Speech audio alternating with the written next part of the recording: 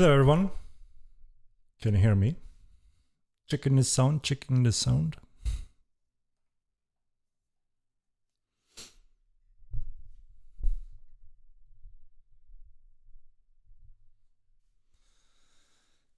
Great, you hear me. Thank you.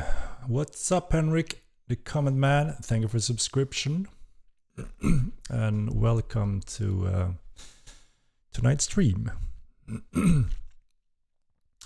So we got a few interesting stuff to go through today. 10-month commitment, 10 month.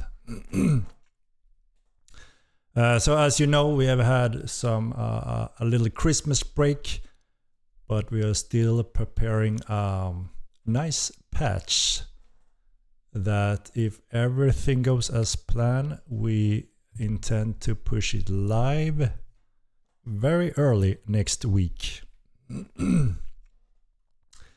We got another one. Schmout with the Prime, thank you very much.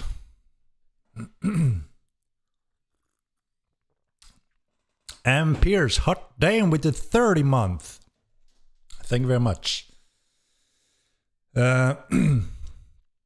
So yeah, as you know, still our main issue we're working on day night, slowly but steady progressing, is the freeze that a lot of people are experiencing. We are fully aware still, so I just want to update you on that we are still working on it. We've been doing a lot of world optimization, so obviously that also benefit client performance, FPS, memory usage. So that's always obviously a good thing for the game. While we also go through the core engine issue where we have this freeze occurring for a lot of our players. Still working closely with Epic Games, back and forth with the different steps we're going through. So it's just a matter of time when hopefully it's fully solved. So we are progressing on that one as a main priority issue in the game.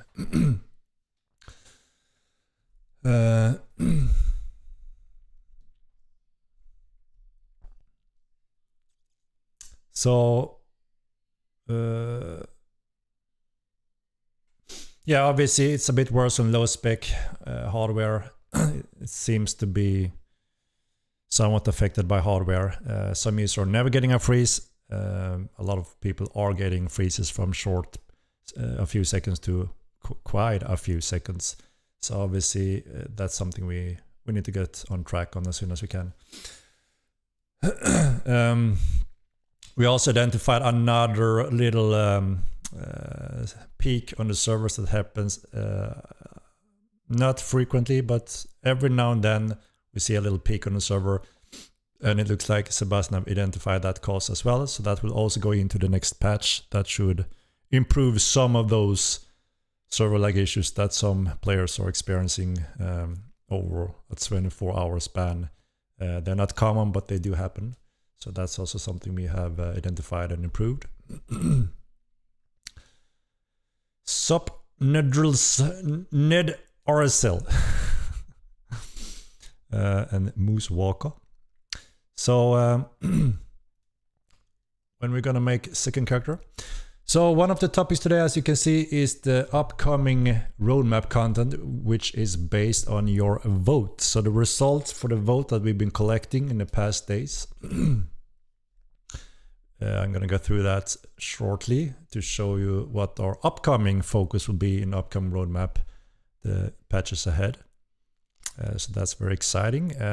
Quite a few of them we guessed that they would probably be like that. But some of them did surprise us a little bit, which is interesting to see. So we're going to go through that in a moment.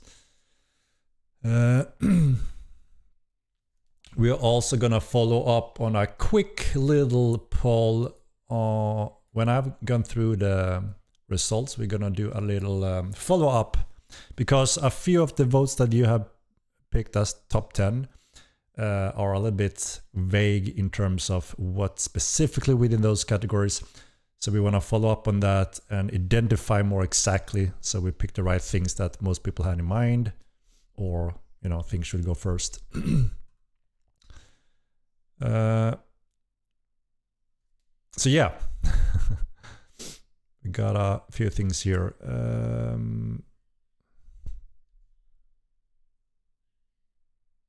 Let me just catch up a little bit here. All right, so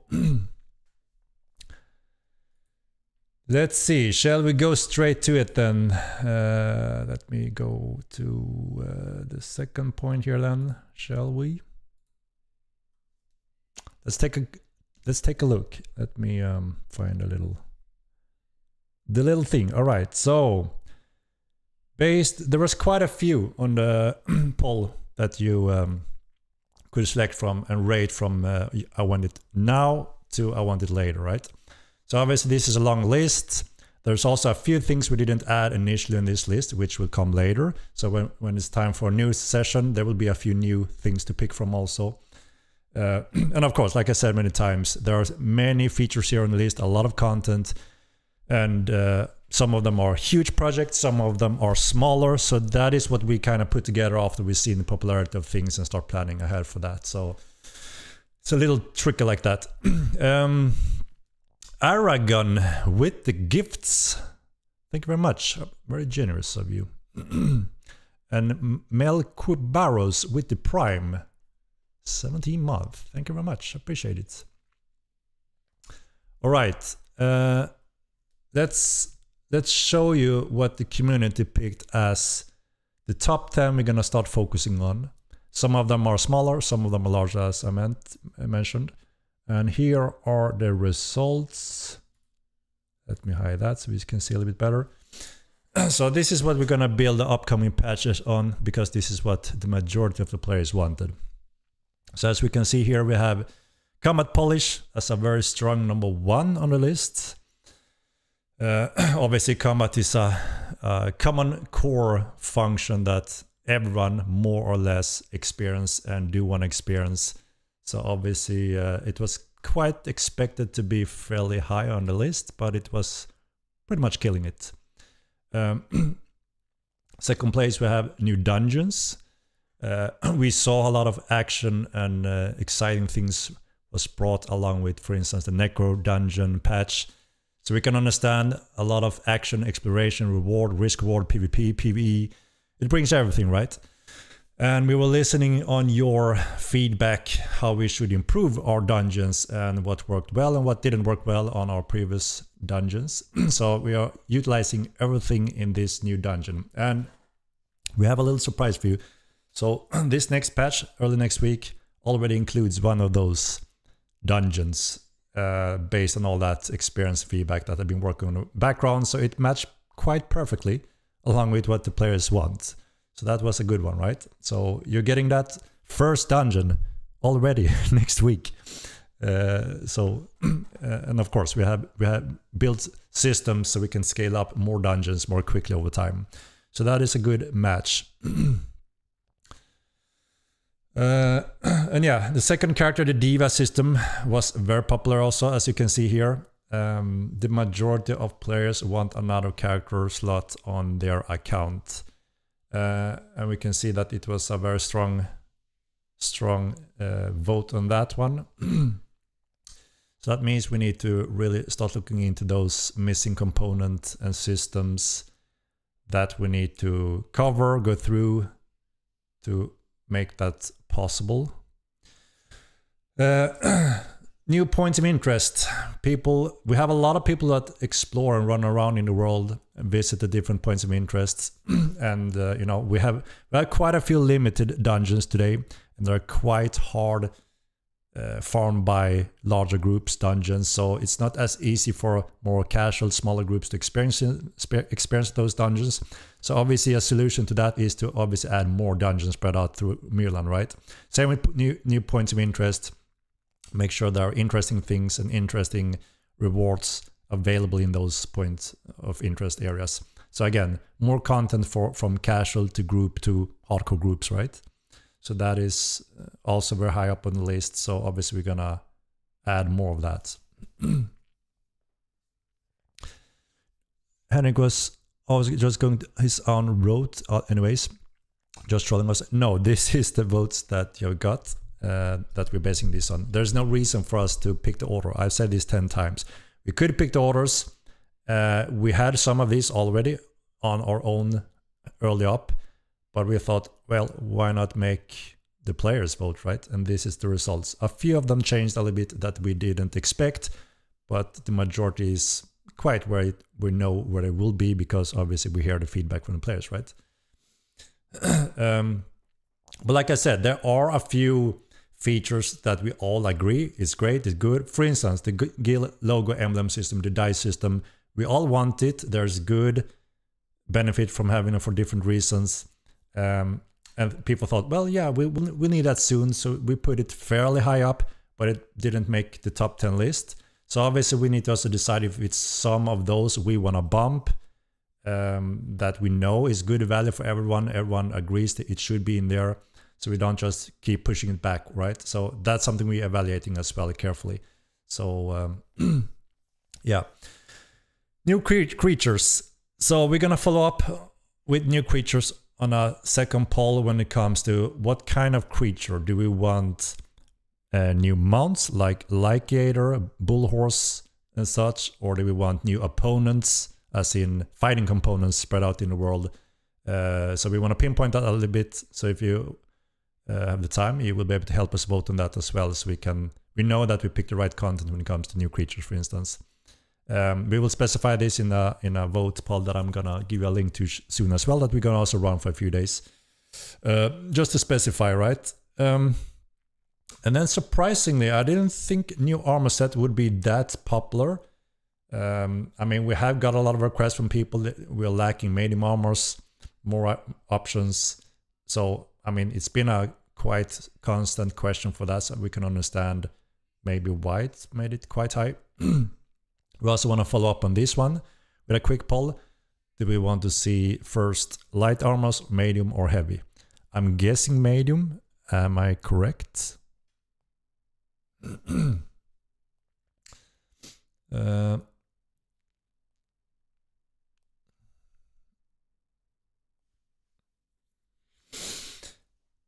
Medium, heavy, medium, yes. So yeah, let's see. We're gonna run the poll so we can see if, you know, we're right. We're guessing medium because that's what we heard a lot of.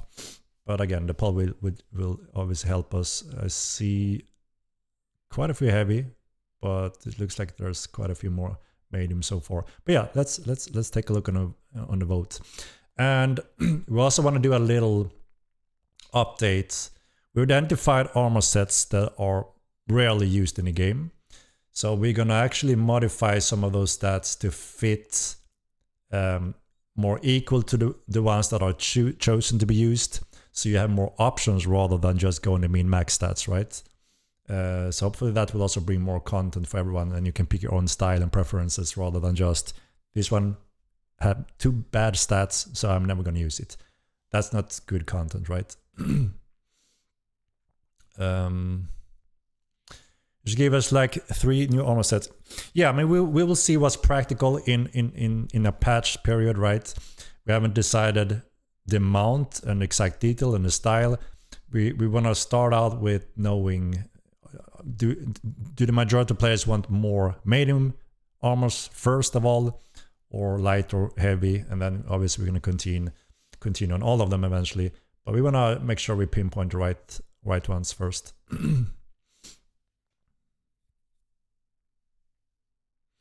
We are listening on feedback on points of interest. Like I said, the thing with point of interest, obviously there can't be infinite powerful loot every time you go there and open a chest, because then, you know, obviously everyone would go there every 30 minutes and be, you know, beating dungeon raiding. So it's tricky to get a good value. So obviously one of the solutions is to spread out a lot more in the world. So there's a very high chance that when you visit some of them, and more of those more out in the wild, more hidden ones, then obviously there would be more reward for you, right? And also you may not travel around the world. You may be more in one region, and some others will be in other regions, right? So yeah, more content of everything obviously helps the balance also. And then we have combat abilities. I suspected that one to be quite high on the list, and yeah, it's quite high there, as we can see in the top 10. We talked about the abilities, what we mean with that. We had it in the first game. We only had a few abilities. They were quite balanced. There was some use of them. We also learned, you know, the sensitive part when it comes to ability like that. So we have a design of all the different, at least 2 abilities per weapon group, weapon type. And this is obviously very sensitive balance and affect PvP heavily. So this is something we're absolutely going to run for a public PTR, I believe, because, you know, internally we can only test it so much. We want groups of PvP players to test it, so we know that we are in a, you know, proper balance when it comes to those kind of important actions that affects PvP as well. I have the stats numbers on these if that is interesting, but this is the top 10, so I thought it would just look confusing with numbers next to them, but obviously we could do that if that's something you would like to see. This is the result, top 10, and I don't think it makes sense to show everything because this is a list. I don't know how many patches this will cover. Too early to say still. We are still putting the puzzle together to see where it fits and what order. We have a few of them already sorted out, but not all of them. So we're focusing on the ones that make sense for the coming month at least. Least place is FOIP IP, if I was not mistaken. All right, and then we have new rideable creature.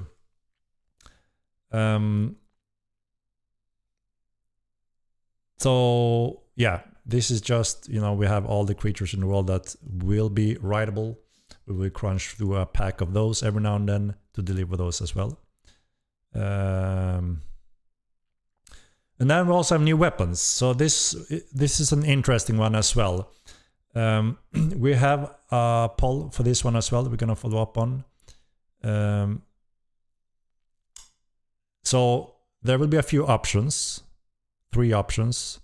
The white tulip. No, I just explained. It will make 0 sense to make a fake list. And I mean, I don't understand the logic behind that. So when it comes to new weapons, we have 3 options that we want your input in. One is we have the fist weapons fairly. No, it's 100% correct. I mean, what the hell is? Why would this be fake? I don't get it. What is the purpose? It's just lunatic to think it's fake. Like I said, we want to deliver what the majority of players wants first, and this is just the order. It's all gonna be in the game. It's just a matter of order, right? So we have the fist weapons that are quite far in the development in terms of the meshes we built, which I think I showed you. Yeah, I showed you some of those quite a while ago. You've seen the early concept of the fist weapons. We also have the the crossbow was another vote on the list. We have the question if there's interest in having the pole hammers.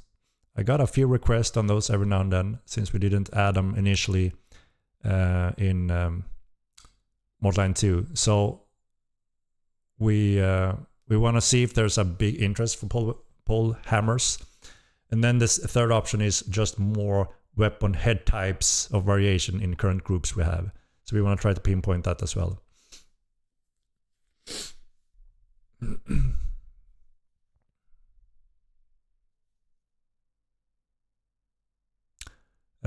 So we're gonna start those polls in a moment as well, and I'm gonna set it up.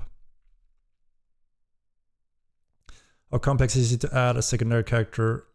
Will it take a long time to add it, or is it fairly doable? There's quite a few things that needs to be solved, first of all. So it's not just a switch, if someone believed that. And if we were to cheat with this result, then obviously the second character wouldn't make the top 10. So that's another reason why we just presented what you voted for and nothing else. This is just the order of things. We've got a second character slot request a lot, so we suspected it would be quite popular, but there's also been quite a few against it. And we also explain carefully why we went with the path with one character and how the game is designed to be around that. So obviously all those needs to be taken in consideration and how to update it to work properly then with a secondary slot. So I can't say exactly how much development time we will need for it. At this point, we need a little bit more research and go through some different things that are question marks currently. Pretty much, that is not correct. I can tell you with 100% truth that there will be no reason for us to modify this list, even though it was 10 other things and they take 2 months each to develop. We would still publish them here and explain if you happen to pick 2-month development features on top 10, which obviously would mean you won't have any of those for the 2 upcoming months. And like I said, it's vital that we deliver the content the majority of players wants now when subs are active rather than adding them later. That is the entire reason why we made a polls at all, or we could have skipped it, right? The square in the top right, I think it's the yeah, that one, the little box, alert box. And finally we have the veteran system, right? We've gone through that as well, right? Everyone is pretty much up to date what the veteran system includes. It's a long-term character investment. You can continue developing your character, both a little bit in stats and skills, and just, you know, those cool long-term titles that shows that you are a real veteran gameplay-wise.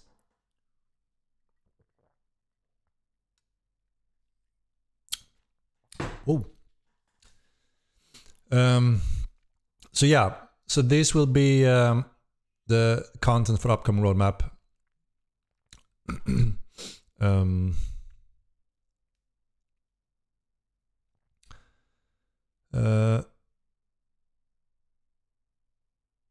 Second character breaks the game.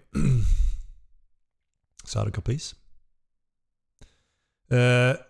On 11th place, Staff Magic was in the list, so it was just the next one after veteran system in popularity.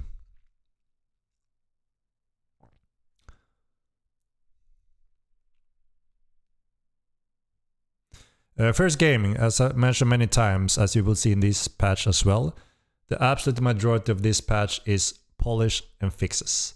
And I'm very proud of the team that have really killed it when it comes to that. Even though we had less development time for this patch because of holidays, Christmas, New Year's Eve, having some vacation, I'm still very impressed with what the team managed to do during these days. And I believe you will also be somewhat impressed, hopefully.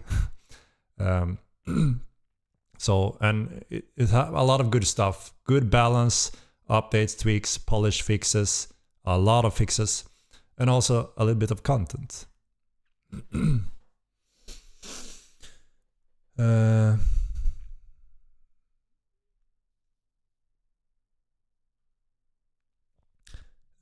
Common polish means they did absolutely nothing. What do you mean did nothing? We haven't started on it yet. Well, we have started on a few things already because, you know, we are progressing, but obviously we haven't delivered these things yet. This is to be delivered, right? The next update patch is scheduled for early next week if everything goes as planned. So hopefully we will have that very soon.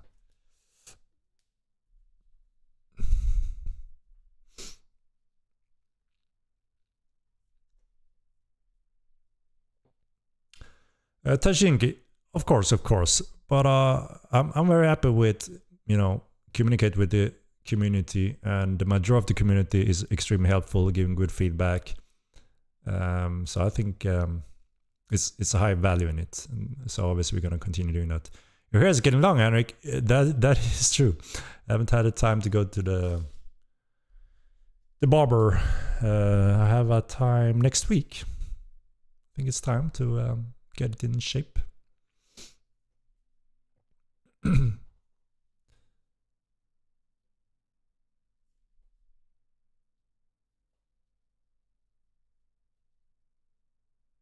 Do you have patch notes yet? They're not fully finished to be presentable, but hopefully we'll publish the notes before we're rolling out the patch. Previously the patch goes out along with it on Steam, but we're trying to push them earlier, so you can also go through them when we take down the servers for patching.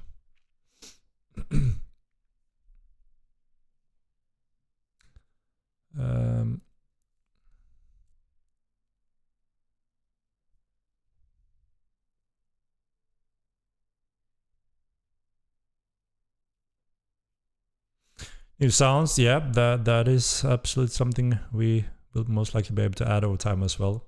Again, what's a challenge here for us is the priority of things, right? Number one is always fixes bugs, right? That's number one. So that's, you know, obviously you can point out this is a very annoying bug. It's been there for a long time and everyone agrees that should be a top prior bug fix. That is obviously something we'll listen on and consider, right?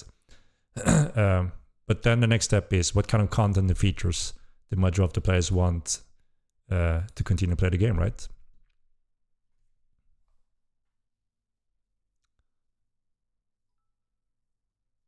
And if we're getting new armor, please make it be medium armor. I'm sick of seeing right armor.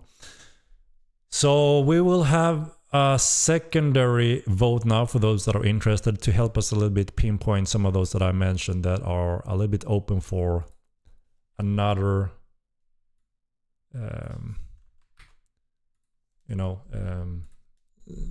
session of voting. So this is the link, and that will help us to pinpoint those details so we pick the right things.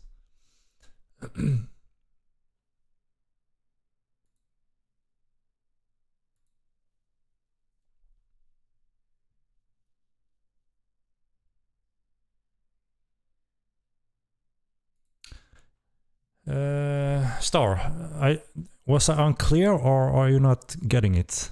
This secondary poll is to pick what kind of creatures, weapons and armors. That's all. And then we can continue delivering that.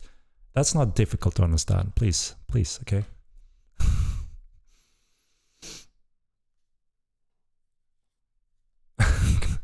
Come on, Squarely, don't be a fool.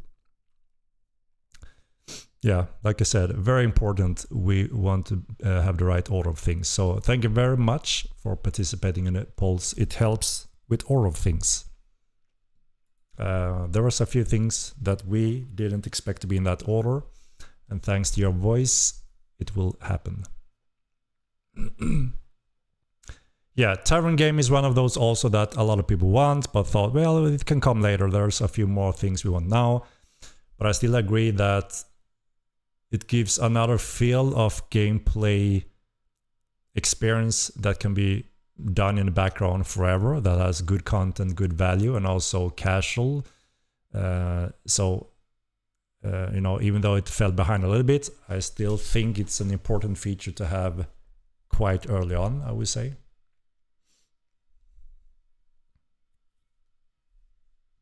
A little bit same with Thievery.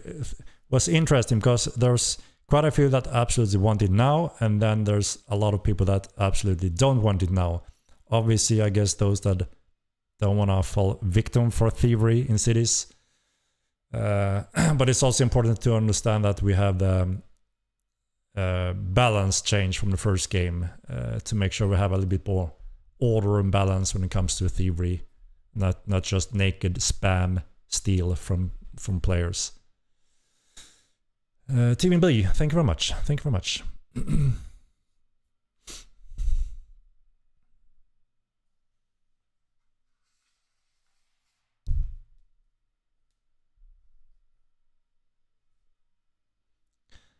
Can these new 3 points winners have 3 scoundrels instead of 2, please?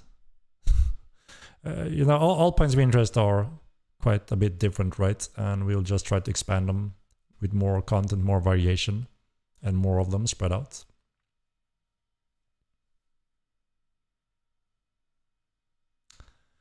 This game is full of the worst people I've met. Then you haven't played Rust, Tarkov, many other games, even Dota, for God's sake.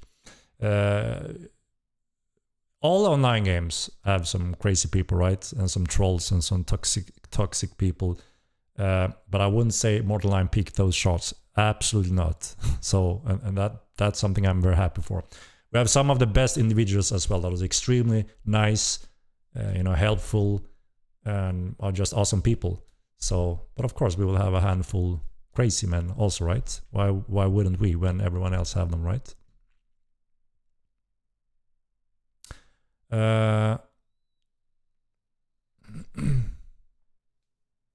Game Alone, then you haven't played those games, like I said. Mortal looks like a child's park compared to those games. I've been in those games, and holy shit, even though you're minding your own business, you're gonna feel it. You're gonna feel it. Like I said, why would Mortal be any different in terms of having some crazy people in an online game, right? I mean, even Minecraft have it. Would be crazy if we wouldn't have any of that also. This is the best community of people I've ever been a part of. Yeah, obviously it goes both ways, right? Depends on your experience and your past experience, I guess, right? And where you meet and interact with people. The good thing is we have a big world, so you can always move around and try to find other nice people, and we have plenty of those as well. I can't say the time frame really yet at this point. We're still working on the puzzle to put everything together, how we work as a team covering this, and where they fit time-wise. Some of them are a longer project than others. We already started on combat polish and new dungeons. So we have some content going on already there. You will see some of it already in the next patch. Plant Radar Nix. No, you're wrong. Our game caters not only for terrible people. It has the best people I've experienced in an online game also. I played all MMO games in the world pretty much from 5 minutes to years. Coming from Ultima Online, and then of course been covering a lot of MMOs over the years, and to be able to feel I guess we have quite a few players coming from Ultima Online that have that mindset and coming from that, so they're kind of used to this kind of community and gameplay, which is really awesome. So I'm quite happy with the community and the support we are getting. It means a lot, and obviously helps a lot. But yeah, absolutely. We have those 5 trolls yelling in the background, seeking attention.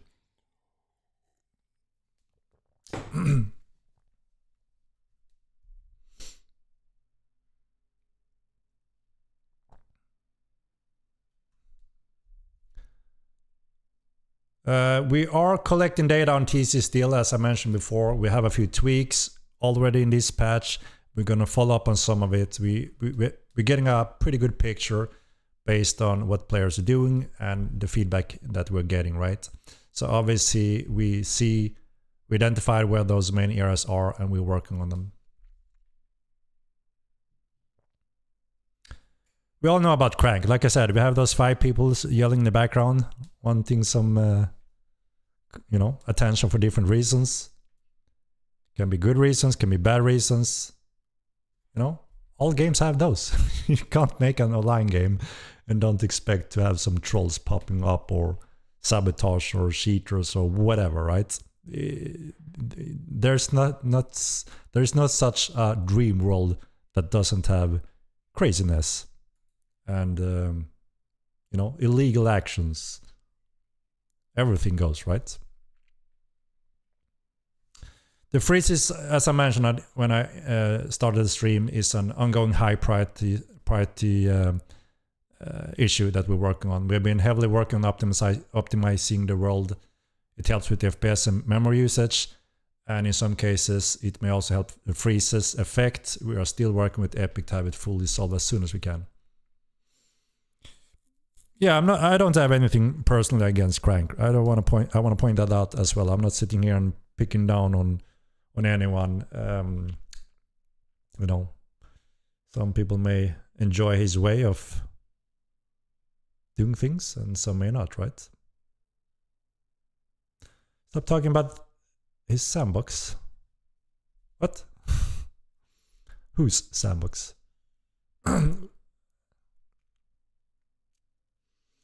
To transfer a character is extremely messy and complex, so again, I can't really comment on that, if that is possible anytime in the near future.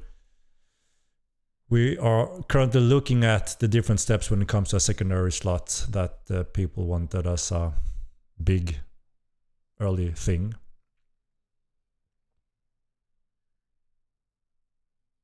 Is Riptos repost after full charging command polish? We are experimenting with that, testing that, yes. So the marketing campaign for the game, obviously we pull it down quite a bit when we experience that too many players are reporting the freezes as a non-enjoyable experience. Obviously understandable, right? And we also see the effect of that on Steam reviews and forums. So that is why it's the #1 priority fix for us currently.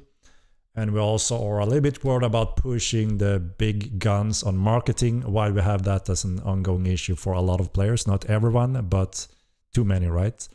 So that is why we're not pushing that too hard. So obviously a tactical component that makes sense for us.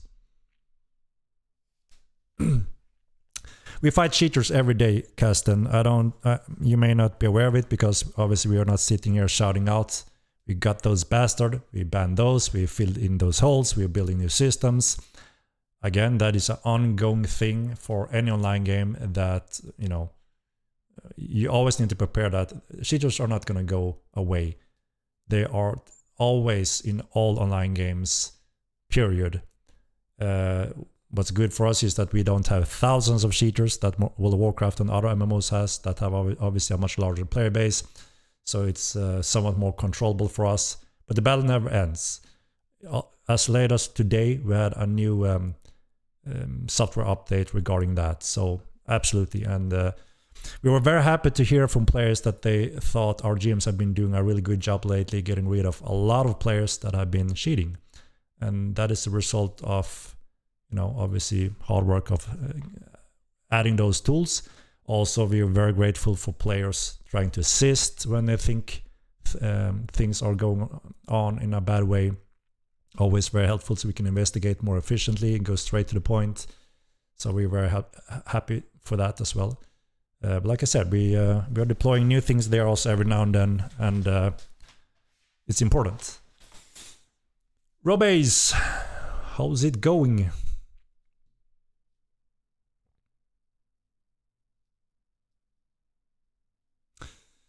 I looked into this game a lot lately and love the style, but I wanted to know what direction you see this game going in the near future, Henrik. Love the style of the game, but want to feel confident in the direction of the game before committing time into it. So, you may know about Motorland 1, right? That we've been running for over 10 years now. That's been a successful first MMO for us as a small indie company. There were some core issues that we couldn't really solve in that old engine that we have solved in the new engine. We don't have those kind of same limitations. Right now, being the first MMO RPG in the world on Unreal 5, we're also experiencing some of those core bugs in Unreal 5 that we are working closely with Epic Games to solve as soon as we can. So hopefully that will be sorted very soon. A little bit same thing with performance. It's a new engine. You know, same thing happened with Unreal 4. We started quite rough in performance and we got really far with really solid performance. And I have no doubt that we will get, you know, back on track when it comes to that kind of performance over time in Unreal 5 as well. We are future-proof with Unreal Engine 5, and there are a lot of beneficial components that sets our limitations free, which is obviously awesome for the future and, you know, for a lot of the upcoming features and content. having a visual push is obviously just a great bonus, right? Because the Mortal Online 2 was already, got prizes for the best looking MMORPG in the world currently on Unreal 5, and obviously just pushing the visuals a little bit further is just a bonus for us, right? So we try to be very open when it comes to what kind of game Mortal Online is. I'm running these streams every second week, and I've been covering a lot of questions, what kind of features, content that we are looking to add in the game, and in the future, it may be in near future, it may be in next year, maybe in 2 years from now. I always try to be very clear when it comes to when I'm talking about a specific feature, and I know, we haven't started on that, or that may be later. That doesn't mean that it will come next week, right? Or in the next patch. I always need to remind everyone on that, so I don't get called out for lying for things that are coming to the game, but not right now. Things that should make sense, right? So yeah, there's a lot of information out there that can be gathered over a long period of time that should give you a sense of what kind of game Mortal Online is, what the direction, what the red line is. And, obviously the game is to have the best sandbox game in the world that you play in first person only in a fantasy setting, right? That is the core essence. Yes, we're getting FSR 3 in this next patch as well.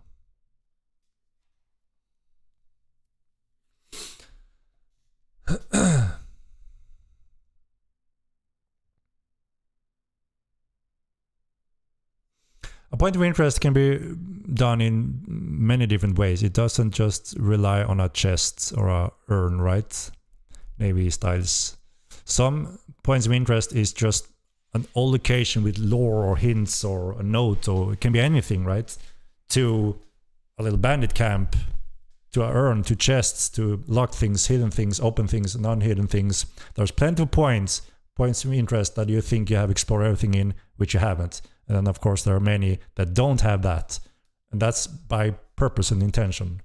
Shouldn't just be laying there served for everyone to go there, pick it up, right? But yeah, absolutely. We want to expand that heavily to give even more depth and variation on that. Absolutely.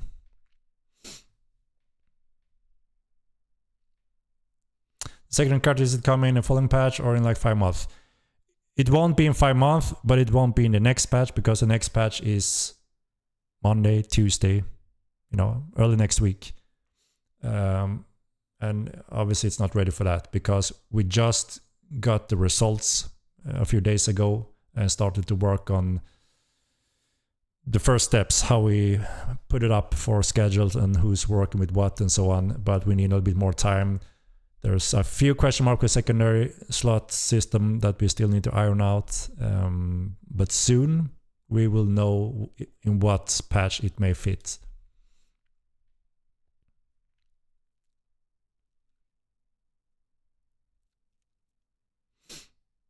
Lag and freeze is not due to where the server is located. It's a Unreal 5 engine issue when loading data. We're working with Epic, like I said. We are working to solve it. There's an issue in how the Unreal Engine loads and deload terrain data. That is why you're getting freezes. That has nothing to do with ping and server location.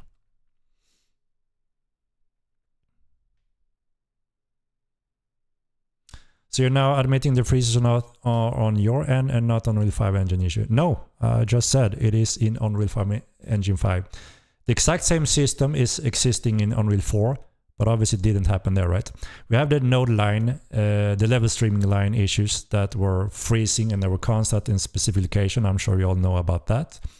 That have been more or less solved in Unreal 5, but how the system loads and deload data when running around and streaming the world, there are a clear issue there that just puts your computer on hold for several seconds for some freaking reason that doesn't make much sense.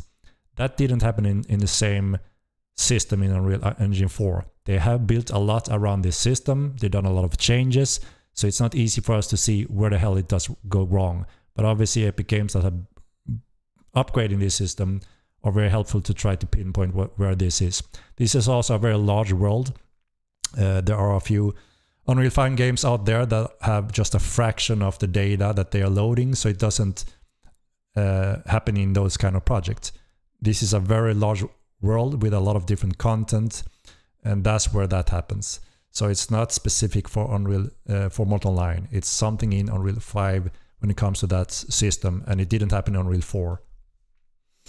That is why we are working with Epic Games, and they're very helpful and really trying their best to help us. You know, which we thought wouldn't be the case, because who are we to them, right? A small indie game, you know, and there are giants. We didn't expect that they would be so responsive and you know, helpful, but they are, which is awesome.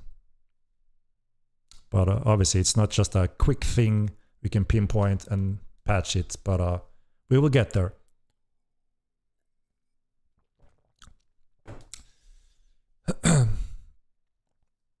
We had level streamings instead in Unreal 4, right? And there were no real solution to that, so obviously it just got annoying over time to have all those lines spread out in the world. But obviously, those that have the worst freezes, that is also not really okay, right? And what makes it nuts is it doesn't happen for everyone. So it's also somewhat hardware related, right? I never experienced it on my client. We have a few others also that never experience it. And then we have some in the team that does experience it, so we can always reproduce that kind of issue. That's the same response we got from the player base as well. Some are not experiencing, and a lot of people are experiencing it, so we need to solve it.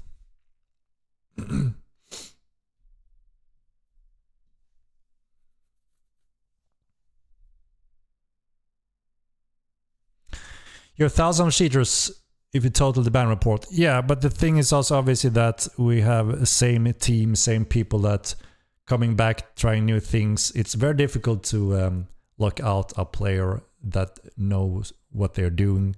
You know, you can't just IP ban and think you solved everything. It's not that easy, right?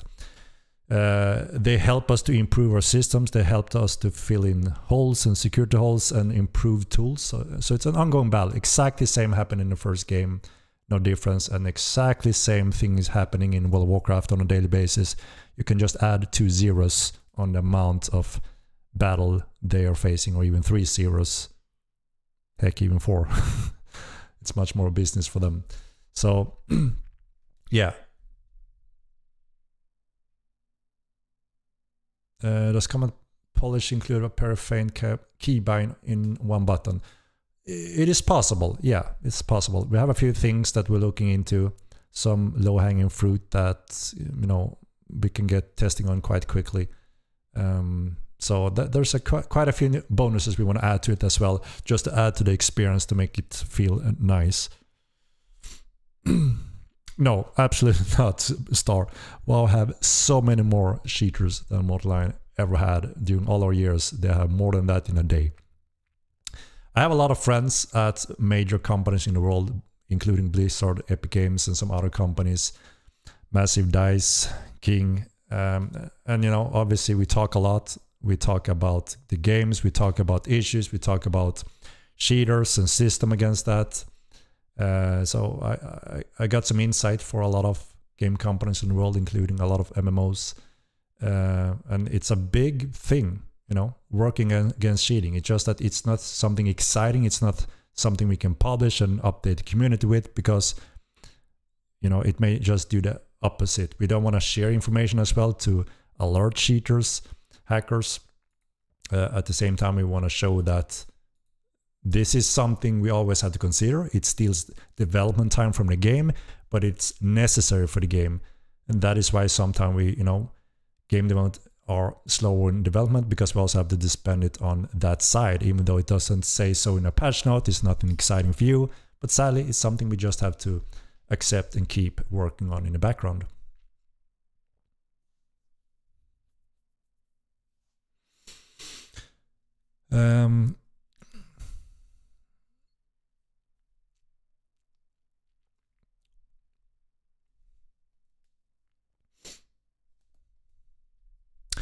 So the common polish we are mentioning here is there's a few things, some things that we didn't include in the description that we know just going to add a better experience to the combat. And then, you know, we're looking into animation, some adjustment there, small functions and balance tweaks, how the system works, obviously quality of life,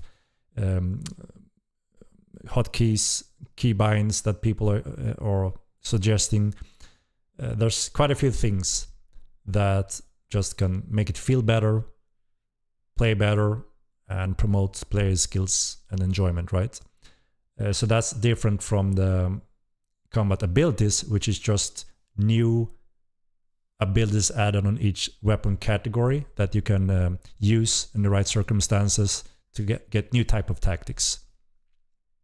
So those are the main differences.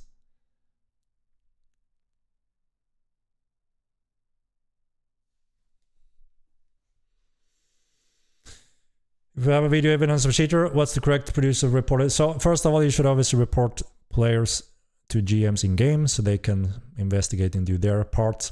Well, when it comes to videos, etc., information, feel free to reach out to our community manager. Feel free to contact our support, and they will take the information and pass it on to the team where it needs to go within the development team.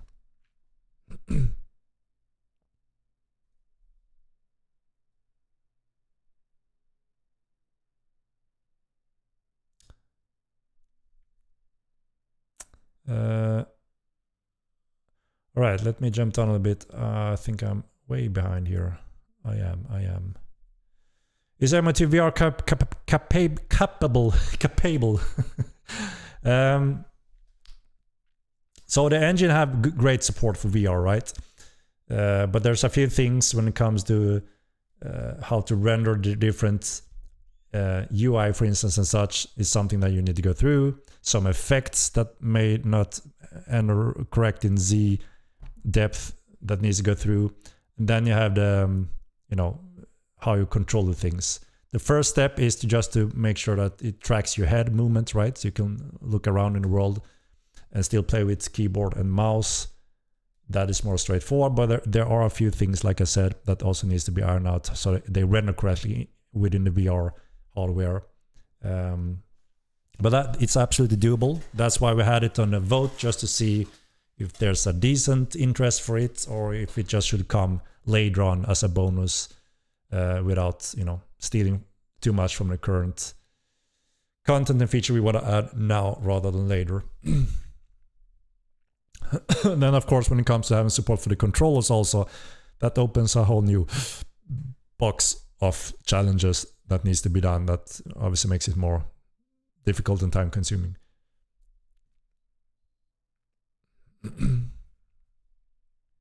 So we cross-check the votes for this poll just to make sure that one person doesn't, you know, go crazy and compared to game accounts.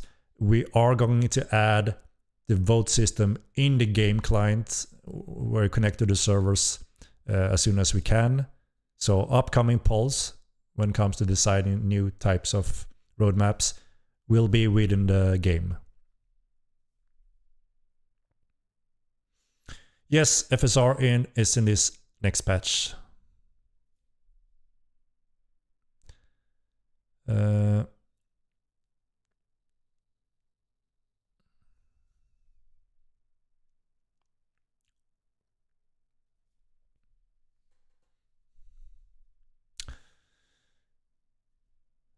Spurlock PvP with the Prime, thank you very much. I'm gonna scroll down a little bit here now again, so I'm up to date because I'm way too slow, guys. Stop asking so many questions. This patch won't solve all the freezes. There will be improvements, there will be better FPS and memory usage, but we are not fully confident that this, you know, will be a total fix for all freeze cases for everyone. We're still working on it. There are still some issues with the streaming terrain moving around in the world.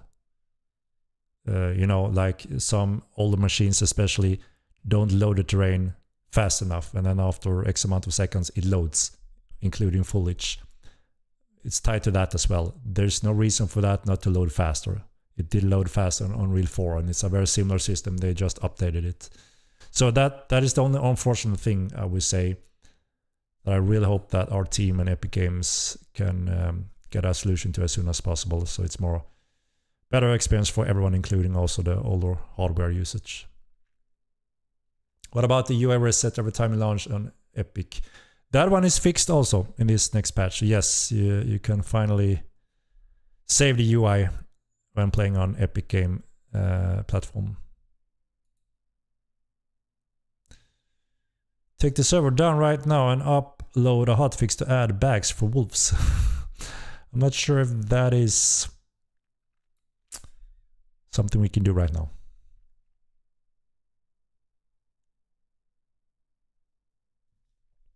Yeah.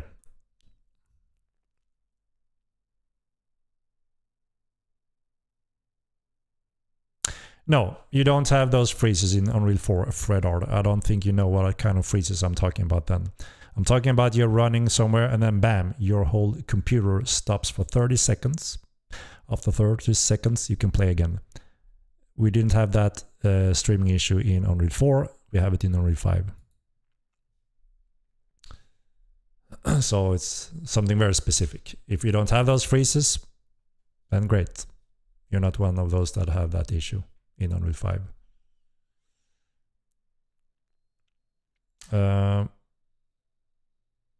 All right, what the hell? I thought I was at the bottom, but I'm still way behind. All right, let me scroll down again. Holy shit, sorry guys, sorry. All right, here we are. Will you add Stripe as an option sub? So, we obviously, like I said, will listen to your feedback. If people are not happy with our current payment providers, then we are doing everything we can in our power to give you options so you are happy with whatever option you may choose. So yes, we are working on adding another set of options and partners to that list. So there's options for everyone. And hopefully there will be one that is good enough for you. All right. So I hope that we're working to add that as soon as we can.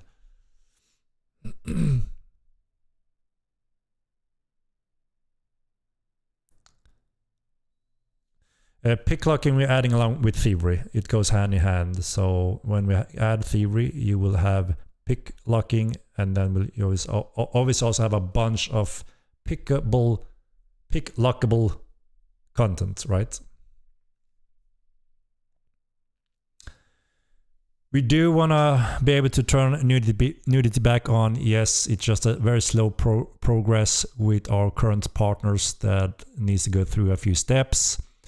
But sooner or later, we should hopefully have an update when it comes to that. I know there are some of you guys that really want it back, and understandably so. We are waiting on that to be approved and hopefully enable again.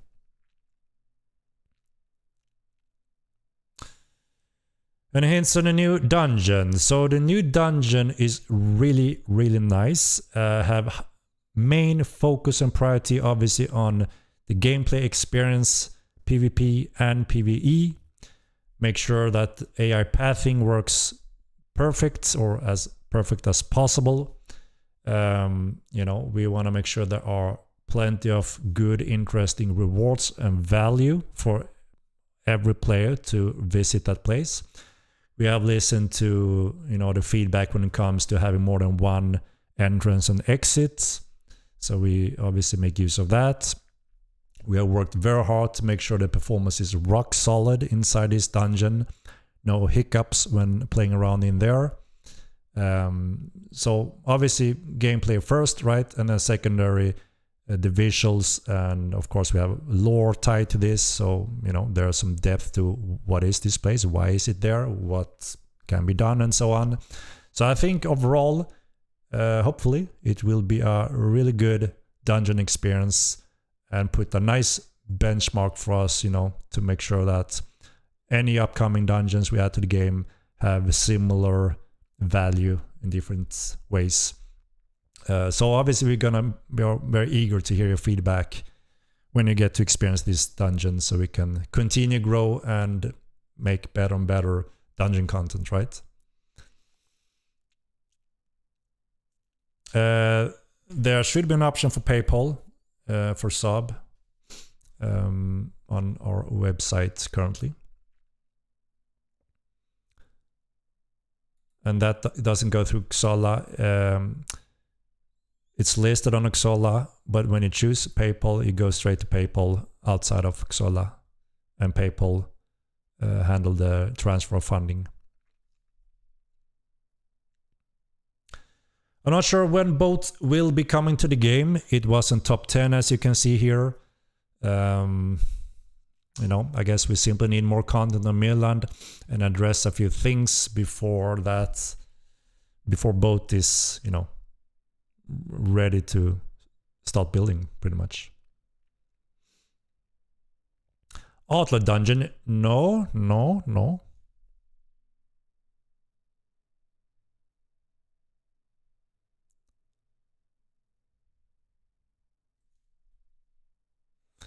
Not a dungeon for RMT Guild Lockdown. No, Motu. No, not correct. Another dungeon for all guilds in the world to compete and fight in and have exciting PvP experience in. Or PvE. Whatever you want.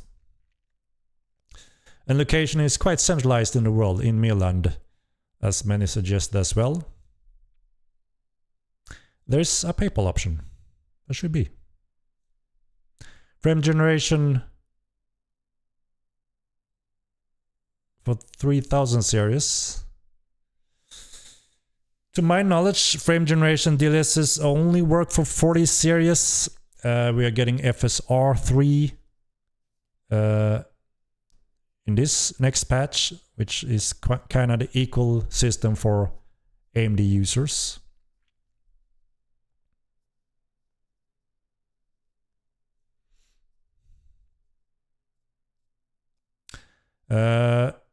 No, this patch doesn't include a rideable creature yet. We are not finished with those. Can we see data instead? What kind of data? This is the top 10. This is the data we're going to focus on in the coming patches. On Twisted, thank you for the subscription. What is the new dungeon theme and why is the boss the Belbusking? Why is the boss the Belbusking? Who told you that? No, the boss is not the Belbusking, and the theme, I'm not sure we're gonna reveal too much. You're getting your hands on it next week already. But it's a cool place. It looks nice. I like it. And like I said, main focus have been on the experience when you go there, and also, you know, clash with other teams possible. Can you rank those 1 through 10? These 10, you mean? They are put in the order already. Yeah, so we, as mentioned, we are planning to rework Haven in parallel to these things eventually. Improve Haven and also switch it to be free to play eventually, which will also help with getting players to try out the game. And obviously that, along with that, we want to do what we can to improve Haven also.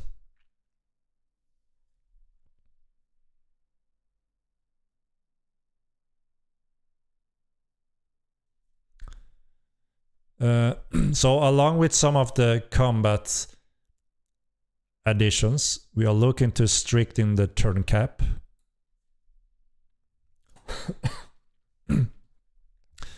Orak, did boats not get voted number 1?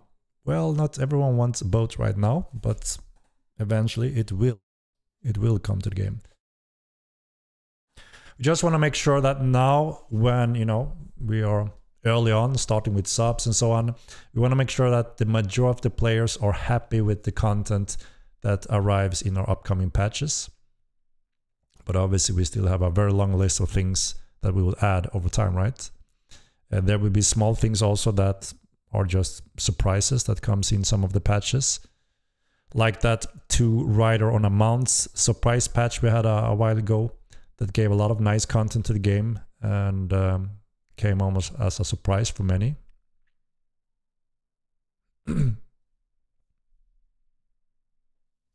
What is the order? The order is Combat Polish number 1, New Dungeon 2, second character 3, and then 5 new creatures, 6 new armor sets, 7 combat abilities, 8 new rideable creatures, 9 new weapons, 10 veteran system. That is the order of how they are put. They are all very close to each other. There isn't a huge jump between Combat Polish and veteran system, I would say. They're all quite close within each other's. Left to right, top, bottom. Yeah. Left, top, down. And then right, top, down.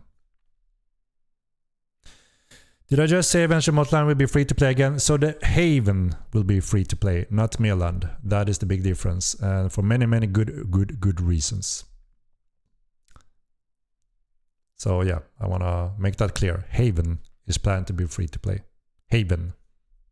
Only Haven.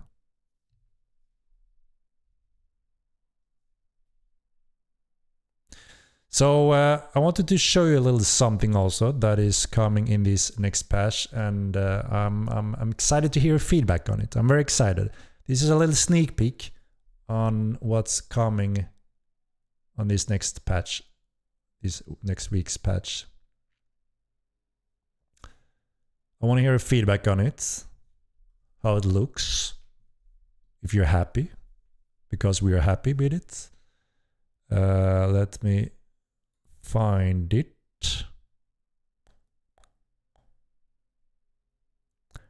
Where the hell do I have it? God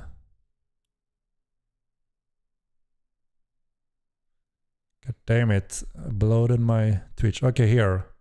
Bam! Chick-bam! What do you think about this masterpiece? The artists have been working it for quite a long time now. Finally done. We are very happy with it, and we really hope you also think it's good. So this will replace the old heavy horse armor.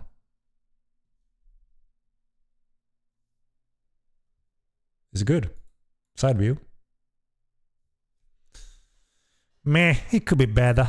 Come on, man.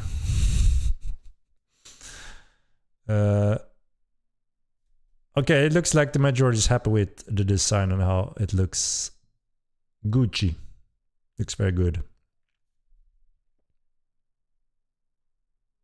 Very cool. Very, very nice one. Well, we'll have a horse armor. Yeah, but look at the heavier horse armor. It doesn't really fit. We were never really happy with that one. This one speaks more mortal, I think. More crude. And fits the heavy armor sets that we're deploying on all our creatures from now on, right? No, we only want one heavy armor. We were never happy with the old one, and a lot of players weren't happy with the heavy armor either. So a lot more mortal than the current. Yeah, we fully agree, and I think the majority of the player base agrees. So I think we can call it a win then, and replace the old one and be happy with it. And obviously you can craft it in different materials, and you will obviously see the materials on it as well, as usual. Like piece looks cool. Yeah, it's cool. I like it. I'm very happy with it. Looks great. Finally replacing the old horse armor. It was so bad. Yes, we agree. Looks great, Henny. Thank you. Thank you. All right. Happy to hear that. You know, the artists are always worried. They've been working quite long on this. There's so many tricky components with the, you know, the leather, chain, the plate, and then animation that breaks everything, right? So took a little longer than expected, but very happy with the result. So yeah, this one goes into our Monday patch, next week patch.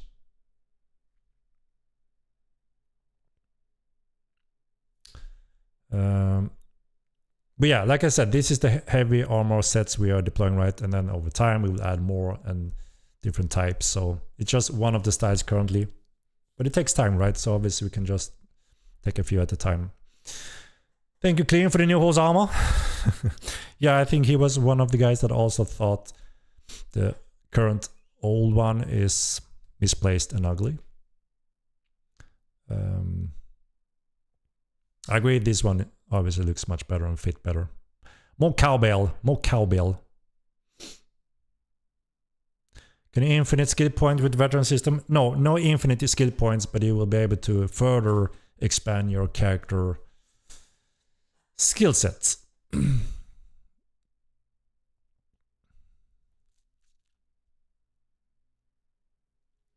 Looks good, but we need more armors. At least 5 to 10 more. Indeed, indeed. I hope that we'll be able to expand our artist team further so we can produce more of these sets simultaneously. You know, it takes time to do a high quality armor piece like this. And obviously we want it to be perfect and look nice and fit and work with animation. You know, modeling it and creating it the first pass is one thing. And then when you start, you know, putting it on the horse and the modeling running around, that's when everything breaks and you have to redesign some time and learn from that. So it takes some time, right?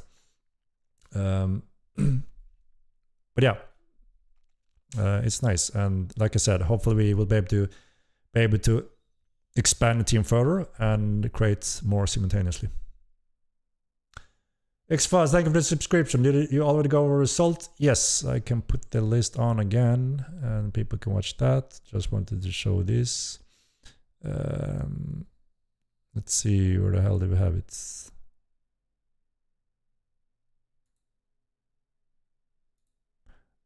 This is the list. Reskinned horse armor. No, not really. So when you do a reskin, you have the same mesh pretty much. Just replace the arts, textures, material. This is a whole new armor design, as you can see. And it fits the heavy armor design we deploy on all creatures, as you can see. It's the same theme, right? So it fits. We see reflective material used in color. Yes. So if you craft it in gold, it will be a golden MFO heavy armor. And why the all pet armor looks the same? Because we make one set, which is the, I don't know, you know, like the Tindremic heavy armor set. So it's one style. That's why it looks similar on all of them. But obviously they need to be heavily modified for every single creature because they have completely different anatomy, right? And then we will add, like, you know, the Korite inspired medium armor or heavy armor, the Ogmir inspired armor type. They will have different types, right, with different themes. And they will all obviously within the same type and theme, they will fit, just like we do on the characters, right? That is why you only see this theme currently, but there will be more of the time, like I said. RT looks really, really good. Thank you very much, Rasmil Knakov.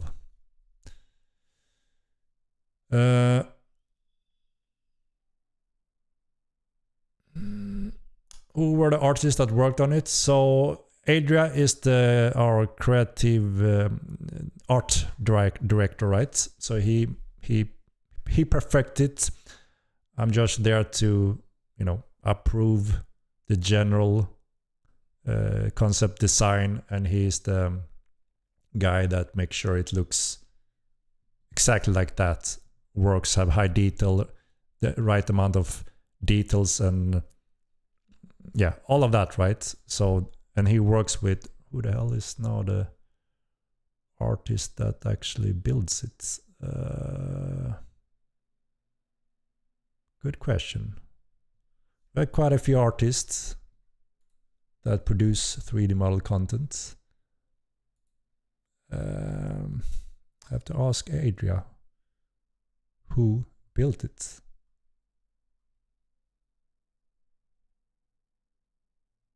I have to get back on that one. But yeah, they're doing really great teamwork, obviously. I'm very happy with their results. So the bear, mountable, and their sets. So we need a code function to have balance on armor for pets that affects them when they go up in defense. And that is mostly planned for the next patch. Not this one, but the next again. You will see a little pack of that then. So that will be new rideables with content to them.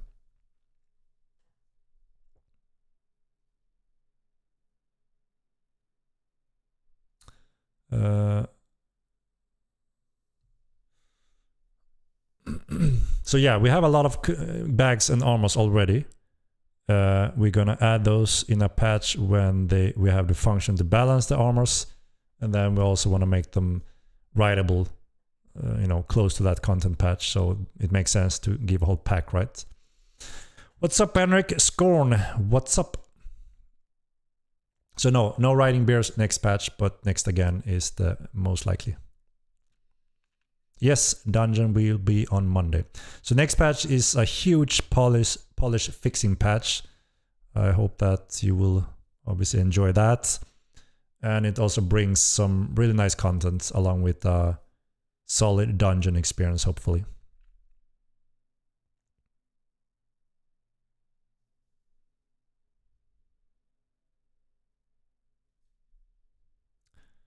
I'm sick. Thank you very much.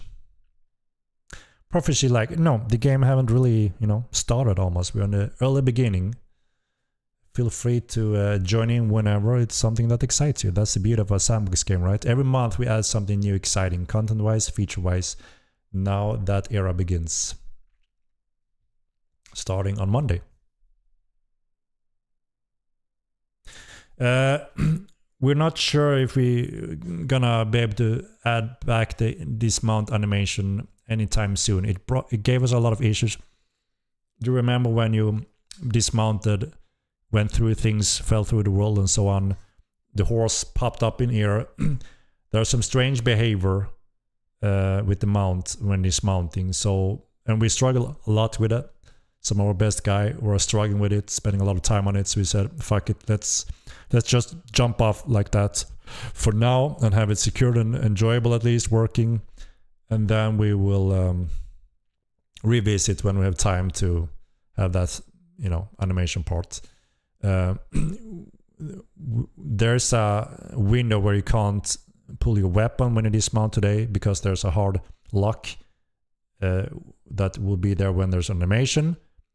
We forgot about removing that, so we'll remove that for this patch on Monday, which means you can pull your weapon instantly when dismounting from that patch also, so it will be more fluid for you.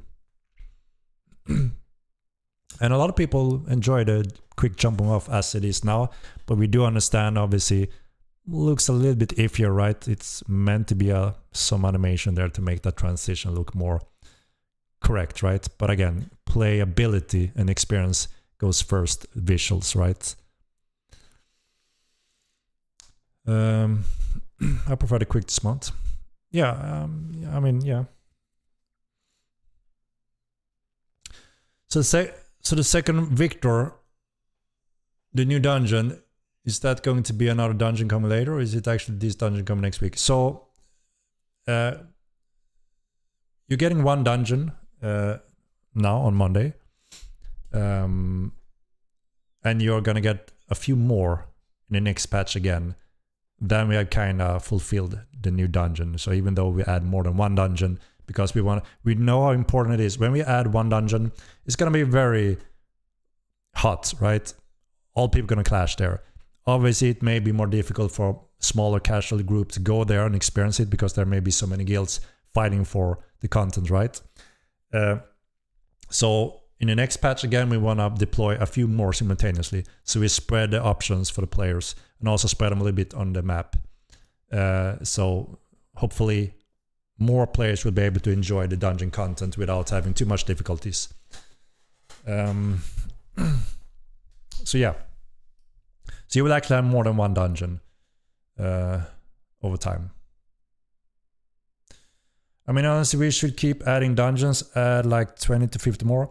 I mean, yeah, ideally, you know, we should add more, right? Because dungeon content is always great. It's exciting exploration, obviously good rewards, risks, and of course, every now and then, it's bound to be PvP around, right? Which a lot of people also enjoy. So we have built a robust system now with smart modules, optimized modules, which is a very powerful tool for us to generate and build dungeons much more quick and efficiently, and they will also be more foolproof AI-wise. They have the system in place, like a model, so you know you can't mess it up, right? Because that's also been a high priority now, to make sure that any new content we add, no more mobs going through walls and cut corner through walls and just making it look unpolished, right? So that is what we're securing now with all these model systems. So yeah, exactly. So we will add multiple dungeons over time, more efficiently, and more secured content as well. So hopefully a much better experience.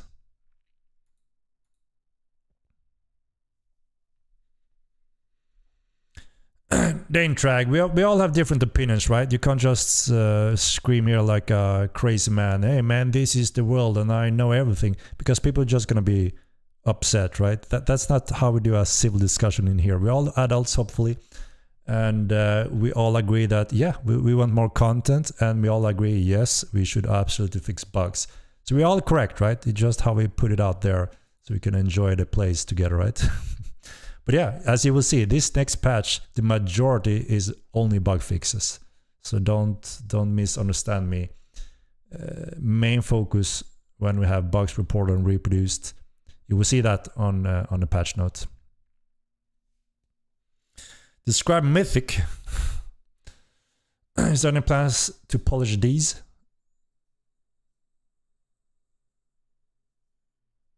We are polishing and bug fixing, yes. But we need content also, right? Obviously, we can polish and do quality of life infinitely because the nature of this type of game, but that doesn't bring new interest, new content. Boring player doesn't get more exciting only because you have a quality of life thing or a small bug fix, right? Big bugs, critical things that obviously break balance and completely break gaming experience are obviously number one, right?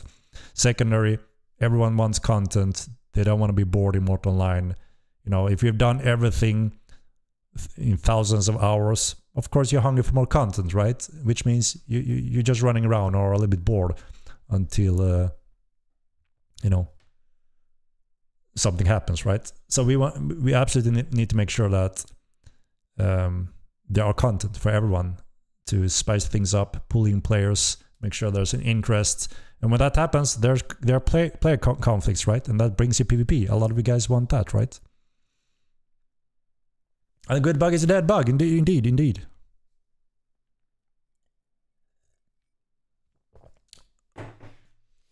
Yeah, I keep talking about bug fixes because it's always a number one thing, right? And it's interesting, people point them out, we fix them, and then it goes to second layer of, okay, now finally that bug fix, finally, great. But then 2 seconds later, it's gone, right? And then we find something else. It's the nature of this type of game. But also when a new player starts, they don't really experience in this. They just experience the world, what they do, where they go, and so on. They don't experience those kind of bugs or learn where they are over time, but eventually they may run into them, right? So we need a little bit of everything to make everyone happy. Yosafu boy, you're so cool, man. You're so cool. Of course, we all cool in here, right?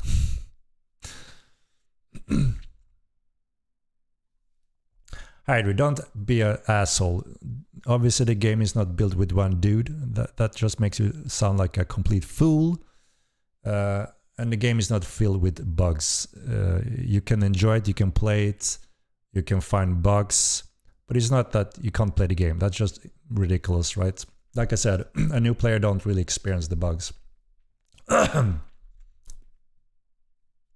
There are bugs, absolutely. Again, I'm not denying that. And you can see our bug lists filled with bug fixes. So obviously over time, eventually we will have very few of them is the goal, right?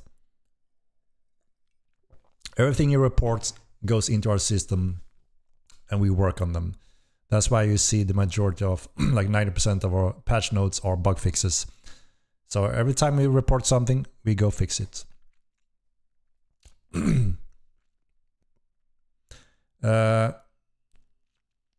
And yeah, we managed to do the Clade stat pool balance update in this patch also. and we got a little something for the Thursars, which is a adamant toggle. An adamant toggle. So yeah, the Krait is getting the biggest stat pool buff next patch. So the patch includes a lot of different goodies. No, the Stygian you can't toggle at this point. Tactician we're still working on to be able to turn on and off also. No, so the Adamant you will be able to toggle them to do the two different states, is what I mean. Which means, you know, if you're only fighting a mage, bam, switches to battle resistance against magic. If you're only fighting melee groups, bam, switches to against that, right? And there's a short cooldown also on the toggles. You can't switch them in a strike is incoming, you know. I mean, you can one time, but not again. So you're getting more tactical options with Adamant. And you're getting the stat bonus from the clades, depending on your mix, obviously. So more tactical options for your Thursar. And then we know the request for turning on and off the tactician when you're practicing or doing group practicing fights or whatever. We are building support to have that as a toggle as well. I'm a new player, just the behavior of some of the NPCs, animals are weird, maybe buggy, don't really saw any of the auto gaming bugs. Yeah, so there's a state where it is in its maximum range and go into a flee scared state when it stands and rotate. That doesn't look really good, right? But due to the flee state and its maximum range, that's how it looks. And then we have locations in the world where there are lacking non-mesh and collision on some things for the AI, which make them pass through. That gives obviously a worse AI PvE experience, which we are covering one area at a time currently. Yeah, the toggle have a cooldown for the Thursars. It's on 10 seconds, I believe now. So you can't just switch back and forth on every attack you're getting. You have to choose a little bit wisely, right?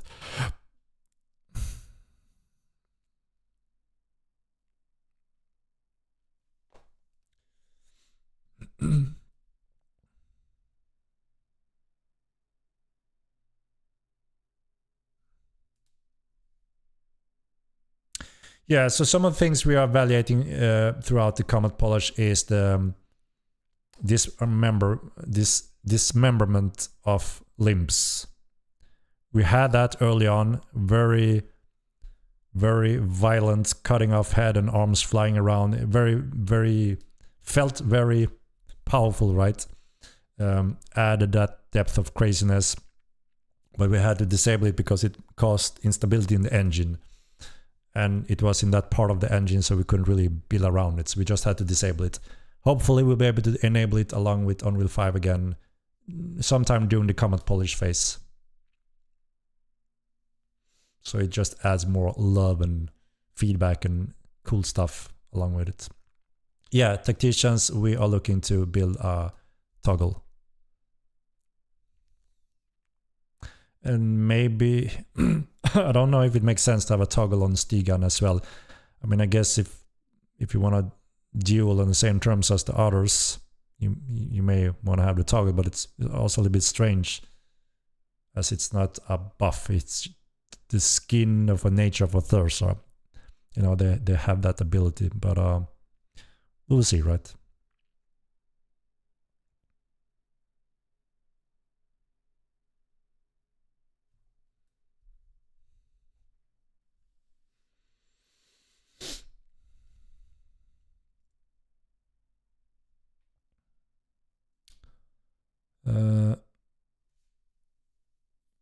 Nick, thanks for asking game. Will you think it's possible to add exception for Prairie Dog's Unreal VR mod for Mortal 9 2 to use? We talked about the VR support a little bit earlier in the stream, and we don't require too much work to render the game correctly in your head and have head tracking and play with mouse and keyboard. That will most likely be the first step when it comes to implementing VR support in the game. But we also saw the interest of that function on the poll that we just did, and it's not very high up on the list, so that's why we're waiting for that one currently. But eventually, over time, we will most likely reach it, right? No, talking to Stig. Yeah, it feels strange, right? But yeah, we understand why you would want it for dueling and practicing, right? Which is kind of the same for Tactician, right? With mount breeding ever been in game? Yes, it also has its place in the vote. So eventually, yes.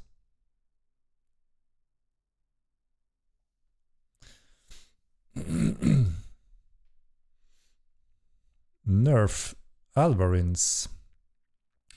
Why do we need to nerf Alvarins?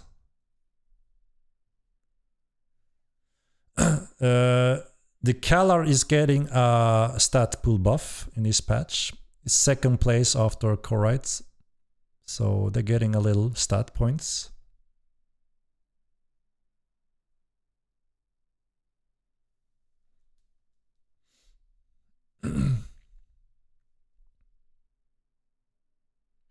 We're working with Epic Games on a frequent basis. We got a few things from them we're trying and implementing right now. And depending on the result of that, we are going back to them to see, you know, what's next, what can we do? While our guys is doing everything they can on our end to try to identify or bypass what's causing the freezes. So not a full success yet. We made improvements. We made better performance overall for the clients. That may result in a little bit less freeze time and less freezes for people. I guess that we will get the bigger picture on patch day on Monday, so we can get a new fresh feedback to see if there's a big noticeable difference or if it's hardly noticeable. So we are still working on it as a high priority thing.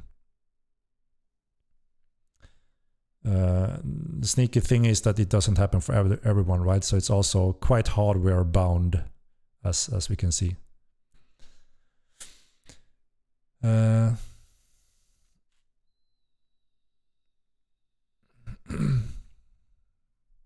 What's going to be the first thing implemented from the roadmap? So we're already adding a few small nice things for combat polish that is included in that on the Monday patch. We're adding one new big nice dungeon, or a medium-sized dungeon with really good content. So we're already touching a few things here. We plan to add a few more dungeons on the next patch again. So we're getting a little bit there. The next patch again, we're also getting new rideable creatures, most likely, and a pack of that. So yeah, that is a little bit what we're working on right now and have closer in the loop. And then of course we're gonna put this together on, you know, split it up a little bit and put it on the website as well, so you see more in the exact order of things.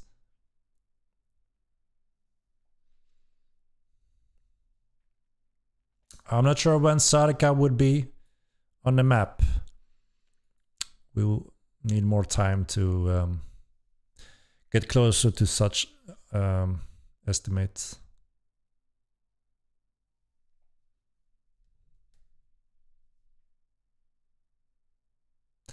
There is a request to get player own brokers for TC.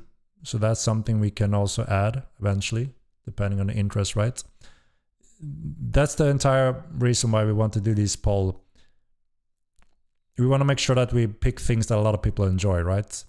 Sometimes there are small things we can add on also, but we want the general direction and pinpoint from the players to help us to make sure that you should be hungry. Every patch we deploy, you should obviously be able to enjoy that kind of content.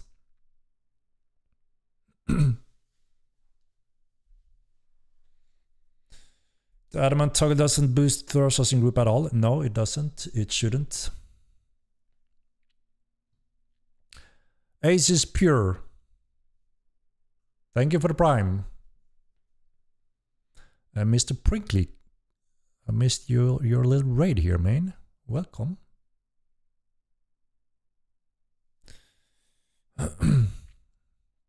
What kind of buffs are, if I'm not mistaken, we're talking about around 24 points for the Chorites, around 20 for the Callards, and then there are some points for some of the others, but around those numbers.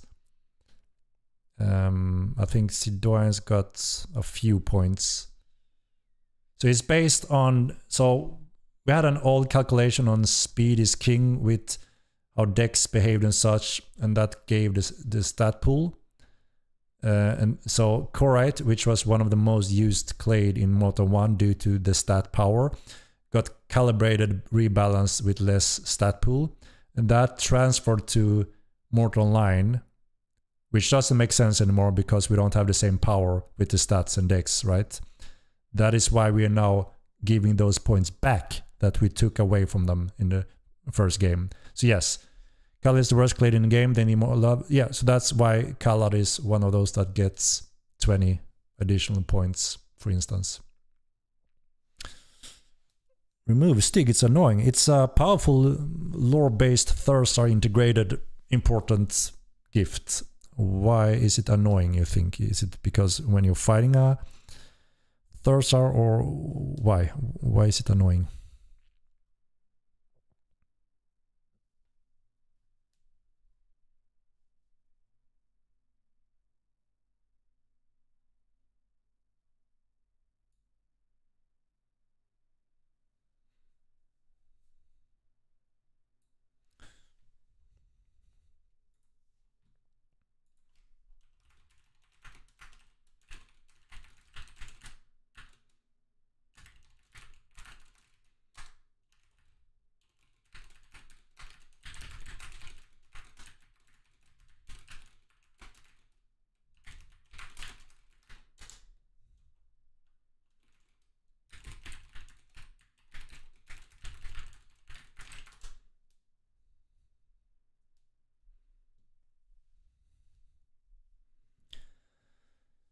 Broker filter, yes, that is very good quality of life things we want to add on the broker also. So we will see where that fits also in our upcoming patches. It's not a big thing that it, you know, deserves its own poll votes parts, but yeah, we want to cover that somewhere.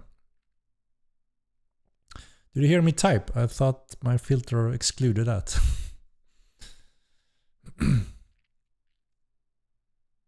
How about naming potions? Yep, that's another good one. Being able to name potions just like we can name bags now, right? But yeah, we don't have dye on them yet, but that's something we want also, right? Angry typing noise. I have this mechanical keyboard, so it is quite loud. But I like it. I like the feel. I like the feel of it. No writable in this patch. It will be in the next one.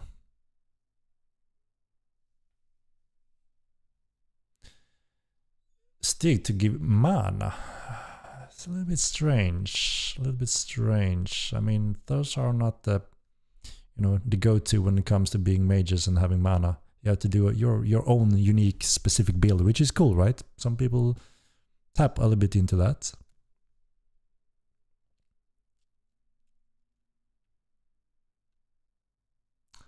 Yeah, there are specific reasons why I can't split in houses and strongholds, and obviously it's something we want to rebuild to be not that case, but it isn't something easy, or Sebastian would have done it a long time ago. We need proper time to flesh that out to feel more fluid, right? Like in banks, they work quite different for specific reasons.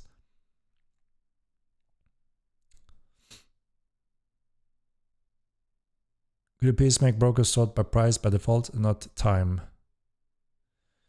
Yeah, maybe that is something we could squeeze in if that's more convenient. Yes.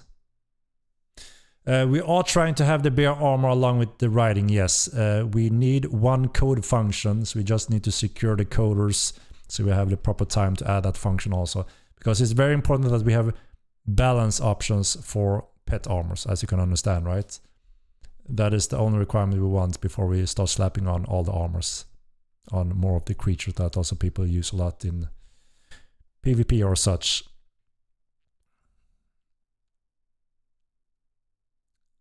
Cooldown timer out of Alvar Insight. Doesn't it show already?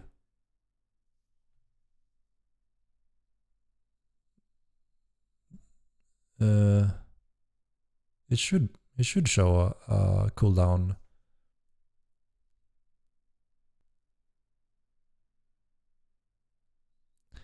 Does it not show anything, or does it show when you're close to the cooldown and run out? Or is there never none? So you just have to guess. I can use it now. Maybe. I haven't played Alvarin for a very long time and I can't keep everything in my head. So don't be shocked because I don't know everything, okay? Alright, it doesn't show at all. Alright, got it. Yeah, I guess we may have it already, or if not, I'm just gonna make sure we do have it, right?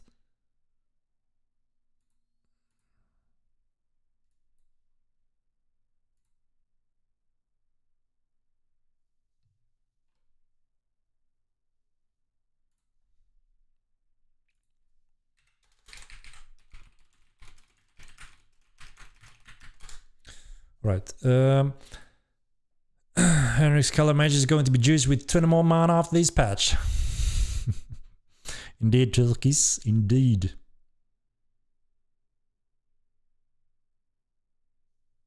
Yeah, obviously we need cooldowns on all that have cooldowns, right? So you know what's going on.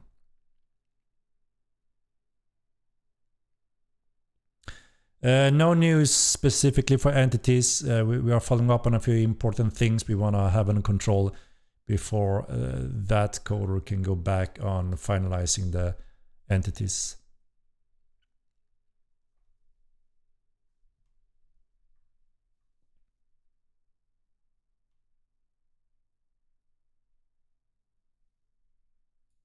Yeah, the Quebec, I know about that one. Yeah, we're gonna look into that as well. We need equerry pet level. Yes, we will have the farmers that will assist with that.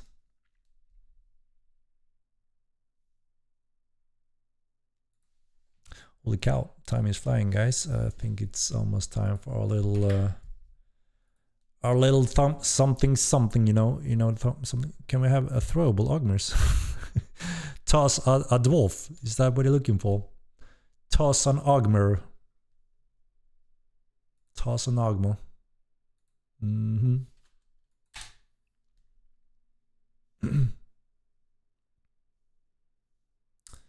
Let me let us go to this little baby. Expedition Mark M2. Toss and Ogmer. Interesting, right? I mean, we have a very flexible, open, dynamic system to do a lot of things, but we always have to be careful what kind of consequences we may get when we open up the sandbox a little bit too much. You know, like we showed you before, you can mount a player on their shoulder. Pretty cool, pretty interesting, but a little lull. I'm not sure how practical it would be, other than people just goofing around in cities, right? So yeah.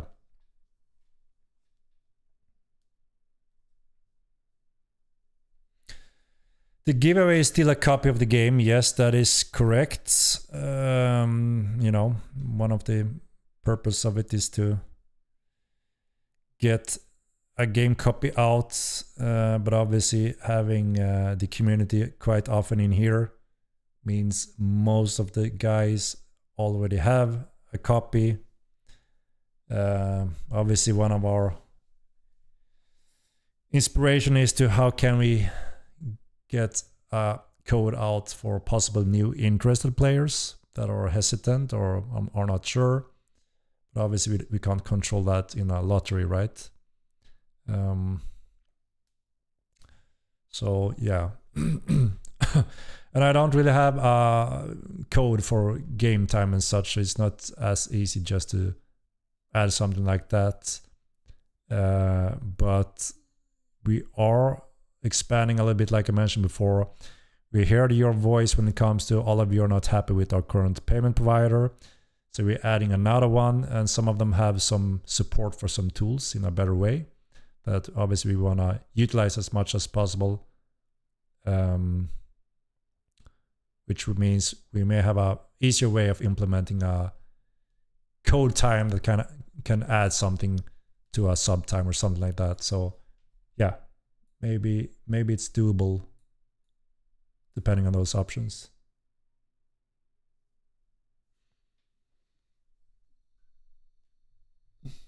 We will see.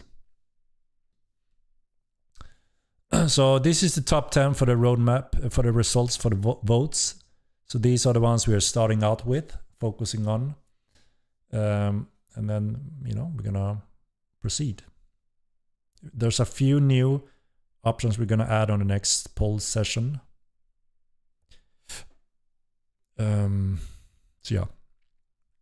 I mean, it's a long list, right? So obviously we have many months of development when it comes to delivering our entire lists. This one is too early to say the time frame on the different components. We're adding one dungeon on Monday already, but we're also adding a few more next. We're adding some combat polish updates on Monday. So we are already progressing a little bit here. So it's not like next patch will be only combat polish and the next patch will be only new dungeon. They will be put into a... So there may be some combat polish including with maybe a new creature or a new rideable. There will be some mixes, and that is the puzzle we work on currently. And we'll try to put up a roadmap on the web page that shows this category or order of things in a better, so you can know that, okay, this patch will include some of these content, and then next patch will include these things. So it's not just that, it's one patch for each of these groups. They will be a little bit split up and divided in sections.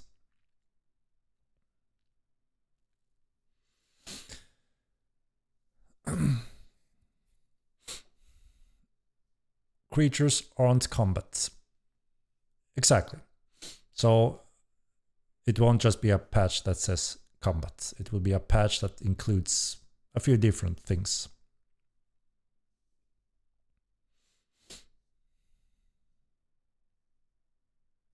Yeah, so again, obviously giving the power to the community to vote the order of things obviously changes a few of the things that we had planned, but since the majority want it, we thought, well, why not initially, right, to give a few of those.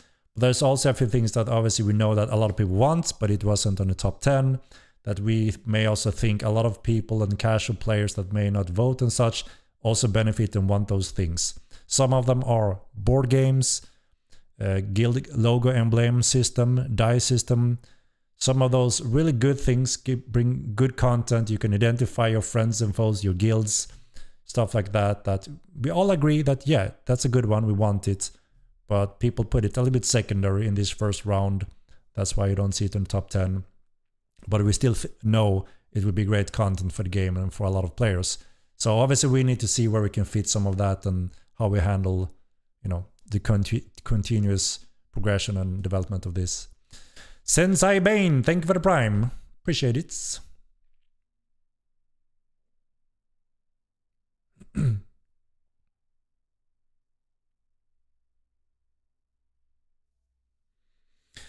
Navy, I mean, it's not very strange because we're also different, right? So many different play styles. Some may not care about breeding horses and building better mounts, so it's not very odd, I couldn't have guessed where breeding would be on the voting map. I mean, we haven't seen a lot of question on it. We see them asking about it every now and then. So obviously there's some interest, absolutely. But yeah, I mean, I was a little bit surprised of a few ones in the order of things, but some of them were kind of expected. Yeah, we will add content along with every upcoming patch. We will add content for pets, bags, and armor, and also include rideable in some of those cases. What are the easiest items on this list to implement? They have very different type of focus and different types of challenges in different ways. I would say that combat polish obviously have a few different factors, like animation is very tricky because it's heavily affect combat. So that needs to go through many sessions and require technical expertise when it comes to player animation. So we can't just throw any animator at the task. We need some of our seniors to make sure we don't mess up the character system. So there are some sensitivity tasks involving that. And then of course, you know, we have things like we want to enable dismemberment again, fatality blows when you're in mercy mode. That is more a time-consuming part to do animation on the fatalities. Dismemberment is more of a, we need to test the system if it's stable in Unreal 5 because it wasn't in Unreal 4, the function we used in the engine. So that is, you know, a little bit technical, right?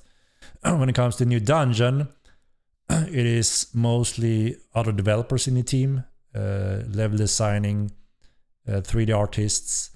That is the main factor, and how we build them in our new system with modules, and how the process goes to build Namesh and secure the AI and such. And then of course we need some design on loot tables, difficulty challenges, and so on, and how we design a dungeon. Quite straightforward, fun content. So it's not very hard. It just need those pieces in place. And the more models we have, the more systems we have in place, the faster we can produce and add more dungeons in the game. And of course we want to integrate it with some proper lore and attach it to the world somewhere, right? So it has a little bit of everything there.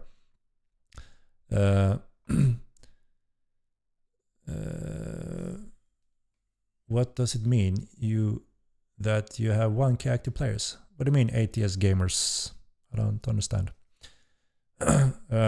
Second character have a lot of system complexity that Sebastian need to crunch through, so it's not a very straightforward thing either. There's quite a few question marks. New points of interest is probably the easiest when it comes to just creating a scene, right? But then we also want to have something of interest, something of values, a reward that, you know, requires some thought. New creature is a whole set of modeling something, right? Creating the lore for it. Then rig and animate, give it the weapons, give it the attacks, the sounds. So quite a lot of many tasks that takes time to do that, but also not too complex, quite straightforward. So yeah, question is which one would be fastest? Armor set, also quite complex. We need a proper design, a lot of work, high poly, low poly, rig and skin, adapt to female, males, a hell of a lot of steps, mask the resource materials, make sure it fits the resource materials in crafting, implement it in the crafting system, the pieces in there, the skills for it needs to go out. Many steps, quite time consuming. Same thing for weapons, but they are faster to produce. To produce a weapon head, for instance, is fairly fast. We need to tie it to skills again, and same thing as weapon, we need a resource material on it, but very much easier and faster than a whole armor set. So a new weapon is much faster than a new armor set. New rideables, we have a new senior rigger animator that is getting into our system, which is amazing. And he will very soon be hopefully completely without help of the seniors. So they are ongoing on their own to just mass crunch through a lot of rideables. So you will see those pop up.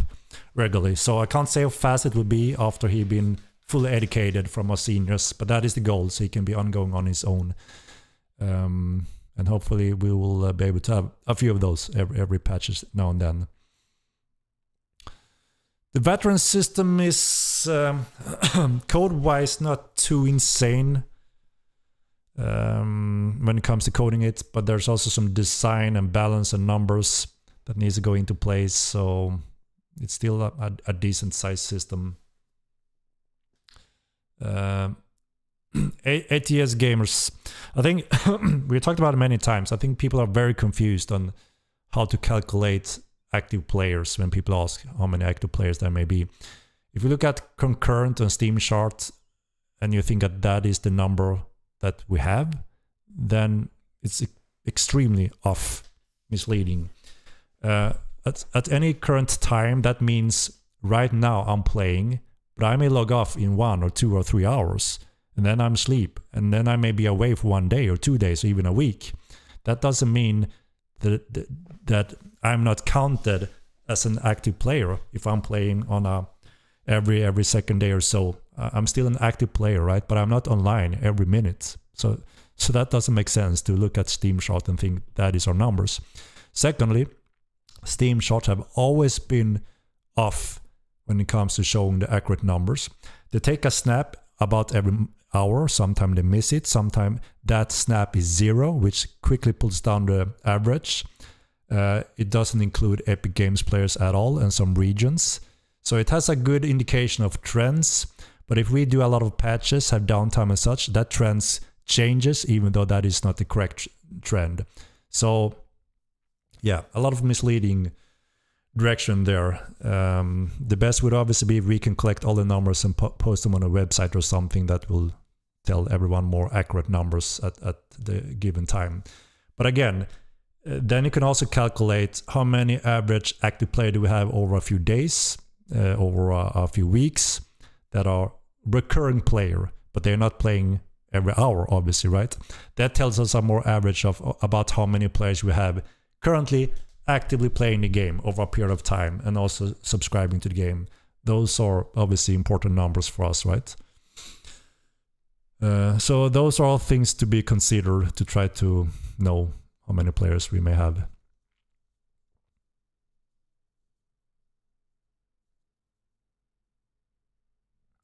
So it sounds like it is less than the Steam number given, since it's counting players that aren't active as active. No, it's the opposite. Steam is very below what we actually have. Both concurrent and active players as, you know, reoccurring players. So yeah, Steam shows a random number that are quite off, always below our current number, but it shows the direction of, you know, when more and more players, you can see the daily, you know, where there are more players online. That is pretty accurate to show that indication. Even though if there are 300 people logging in this minute because there's a fight or whatever going on, and then they log off after 50 minutes or so, you don't see that peak on Steam chart. It doesn't work like that, for instance.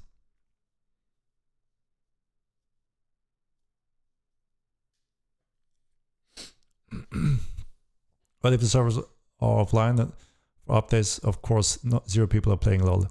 Yeah, but that's the thing. It doesn't. It takes. Then it should say 0 on Steam, right? But it doesn't, and it doesn't because it takes an average tick every now and then, and it guesses the direction. That is why that is. So that's another proof of why, you know, it's quite far off.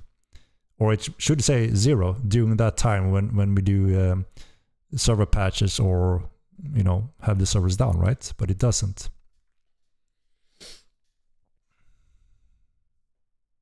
Yeah, you know, I talked to Sebastian of it. We always said, yeah, when you have time, we should do something about that and be able to display the number somewhere so people can look at that instead. But the problem is, when we say something to Sebastian, yeah, when you have time, you can do that. And he never had that time because there's always something more important that needs attention right now. hopefully again we'll be able to expand the team and have more time to do everything, right, including those things. You look very tired, Henrik. I am a little bit tired, so that is accurate. Terrorbirds will be in one of those content patches. I can't say what patch. I can't say which one.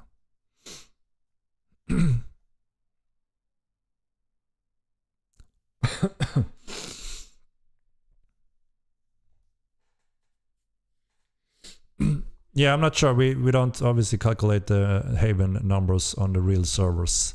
They're separate populations. There's always obviously players on Haven also.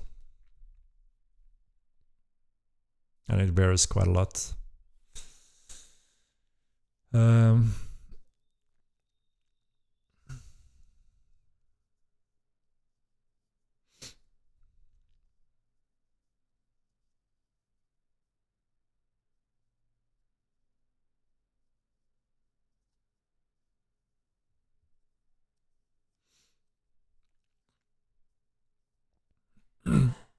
Yeah, concurrent players and active players in our game is two different things, right? I think that is the definition and what people confuse with each other's, right? And for us, it's important to have a certain amount of active players supporting the game, playing the game, and paying subscription, right? That is what makes us continue, grow, and expand. While concurrent is what we have right now, this very minute, online in the game server, and obviously that varies a lot on a daily basis, on time zone, and depending on content and patches, right? What is the theme of the new dungeon? You will see on Monday. It's a very nice dungeon. Very nice. Very nice. So the subs is going positive. We are happy to see very good support. So obviously we had a lot of our players that have been, know what Model Line is, have been following and playing for a long time, that jumped on the supporter pack. Quite a good deal to get that game time right for the 3 months. So those are the players that we know are obviously mortal players. They're gonna play the game on and off for hopefully many years. They already have that package, which means about in 3 months they have about 3 more months, right, gameplay time before they may choose to sub again and continue playing. And then we have all of those that didn't buy the support pack that may be unsure, maybe new players, random players that we don't really know, as accurately if they're gonna be a subscriber or not. But we have seen a steady growth from that unknown group of players, which is obviously very good for us to see that we have that kind of support. So every day it's growing, and that is awesome. We have different steps when it comes to break even, and then expansion steps, which is obviously our goal, right? So we're happy so far with the progression. So yeah, it's going well.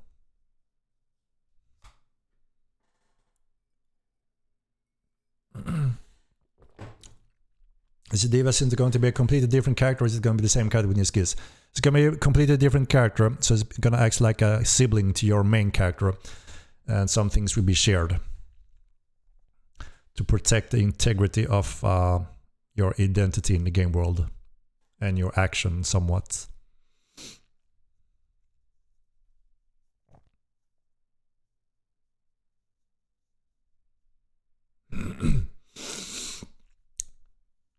Steam Shot is unfortunately very accurate. I just explained they're not, but if you don't want to listen on facts and a developer that knows how it works, you can tell your own, assumptions, right? You're free to do that. I'm just stating how it works. So it does in fact show every single person launching the game through Steam, because you have to be online to launch the game. It doesn't say 0 because people still have the game open on new. Yeah, so like I said, all the things I explained give you the reason why it's very far from being accurate. So no, it's not accurate, and most teams in the world knows about this. But again, it doesn't matter. People think what they want to think, and they also think that is the total active amount of players, which is completely false. Doesn't matter what anyone believes or thinks, right? Because that doesn't matter to us. We just explain how it works if people are interested. And what matters for us is that we need the proper amount of players playing the game, subscribing the game, so we can continue to play the game. That's the only thing we focus on, right?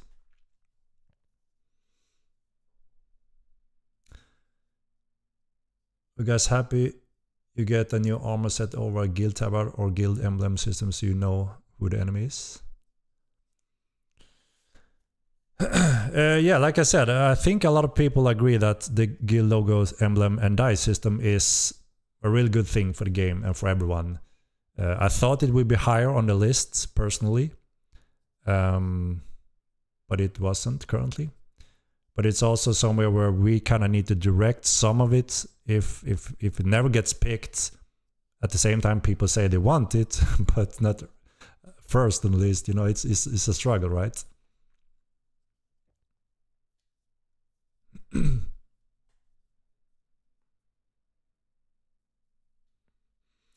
Just wanted to say I love this game, brother. Keep up the great work. Thank you very much. Apocalypse.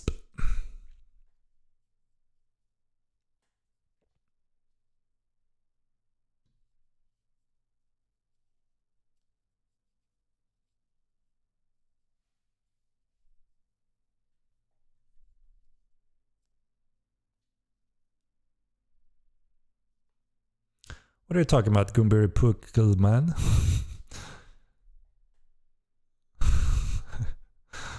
I'm confused. The Diva, yes. When can I run naked again? Good question. I can't say exactly when. J-Man, is the Diva system going to be completely different? It's going to be a completely different character. Not the same character. Two characters. Two characters. Second character, it says. But there will be some rules tied to them, right? To the account. No, wagons didn't make the top 10 currently, so we haven't talked more about wagons. Okay, 2 more minutes and we're rolling the dice for the giveaway.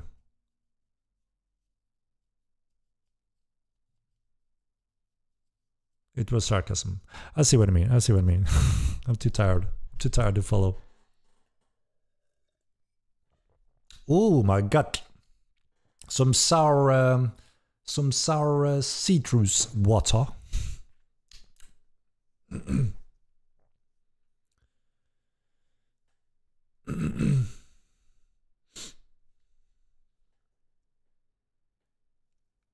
the jungler ever get veteran outlaws? Yes, yes.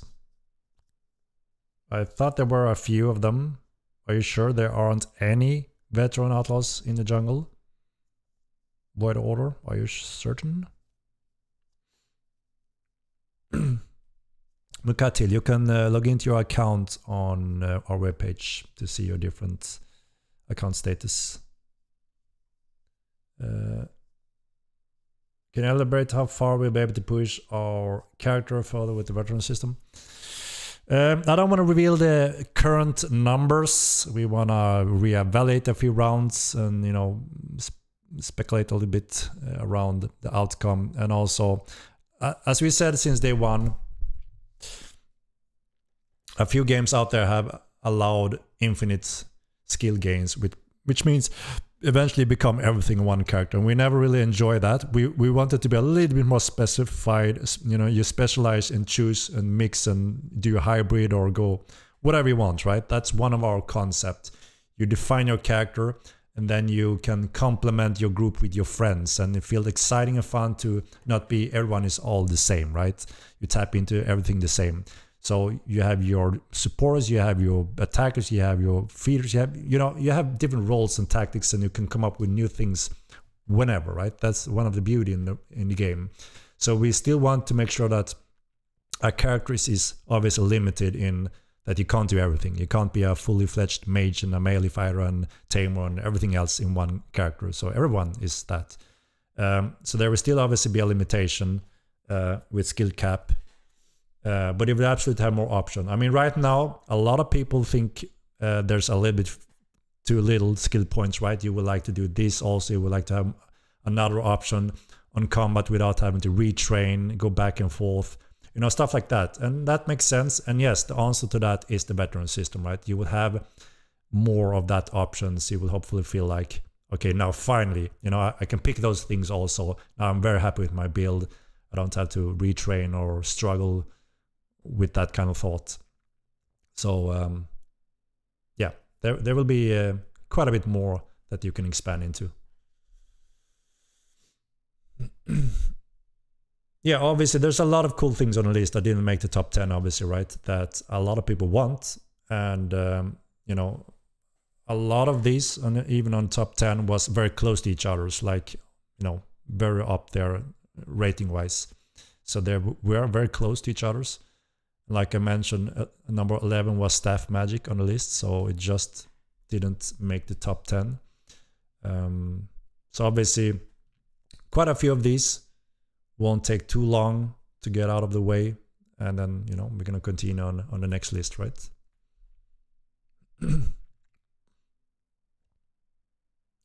Sour sea juice water. Not sea juice. Plain water with citrus. Homemade. Squeezed lemon. No vents in jungle.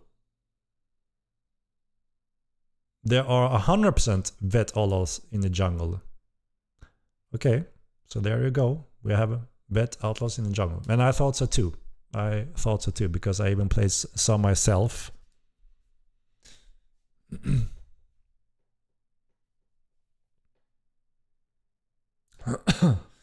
Famas, yeah, you have to log into your account to check your status there and control your account on a web page.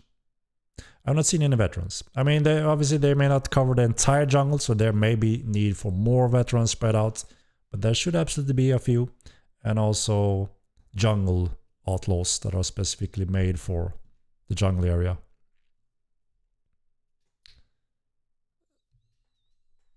Is brawling the fist weapon skill? There should be another skill that is specifically for boosting the weapons, if I'm not mistaken. I have to check. I don't remember the primaries on them though, and if it's secondary or not. I have to check. On the outlaw bowman in jungle, no actual veteran outlaws. There should be some veteran, but it could be that there are too few. Like you saw, someone above here just wrote there are 100% in some locations. But yeah, maybe we're lacking, so we can probably add a few more. We can probably add more, yes. None, my friend. There should be some, like someone also confirmed, but you may be right that they are lacking.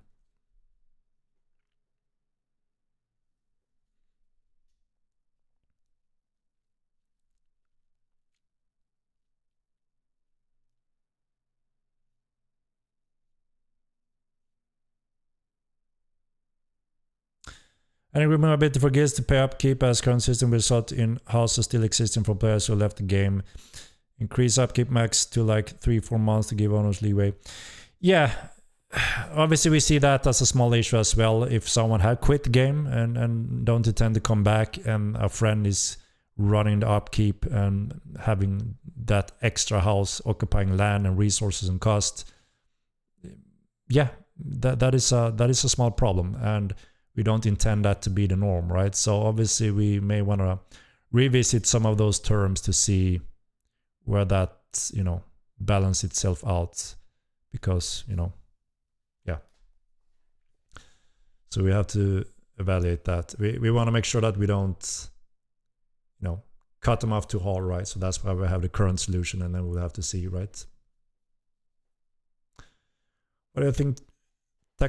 PAX Day is getting more traction than Mo. I mean, PAX Day seems to be a cool game, right? And made from the veterans from Evil Lines. So obviously they have a track record also coming from a great developer. And obviously I think it looks like they're pushing more for casual, trying to pull in Asmongold, third-person view and all that, because that's the only type of MMO Asmongold will be playing. So obviously a very strong card there, trying to pull those factors and those influencers and cater the game for those players, which also, you know, a casual approach is also wider audience, so that makes sense, right? We are niched in terms of a more pure hardcore sandbox MMO, for good and bad, I guess, in that category. So yeah, hard to say. But also I want to comment on that they're using the Unreal network, so it's not really a MMORPG. You can't play hundreds of people in one and same location, and it's not an open world in the same way that Mortal Online has been built for over 16 years of network development. So it's more like like Ark. You put together multiple servers where you can play in the same game but on different servers, and there are hard player caps on them, which also helps when it comes to performance and loading. One region is this and that's it. So there's some really good pros when it comes to avoiding very big technical challenges and just focusing on a quick short gameplay. Building cool dynamic houses, it's their hook, right? And they can spend a lot of resources into that, and that's all the servers are doing, right? While we try to do something very different, a whole open dynamic world where thousands of players can be in one area. You can even fight with hundreds of players, and it's not just building houses, obviously, or cities. We have thousands of features over time, or hundreds of features over time that we're going to implement over the years. So very, very different games. I wouldn't say they are very comparable. So obviously when there's cool new games on the horizon, they may get traction, right? Okay, I think it's time for the key, right? I'm a little bit overdue here.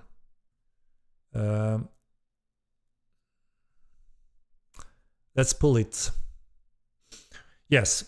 Poor FPS right now, obviously. We are optimizing further. But yeah, we had a bit better frames in large scale in Unreal 4. We have worked hard on that. We had around 450 players in the biggest battle, and it just worked. The network worked, everything worked, and that is very powerful. That can't happen in a game like that when you have, Unreal networking multiplayer. But yeah, we obviously need to further improve it in Unreal 5 also, so we get back to that and eventually beyond that, right?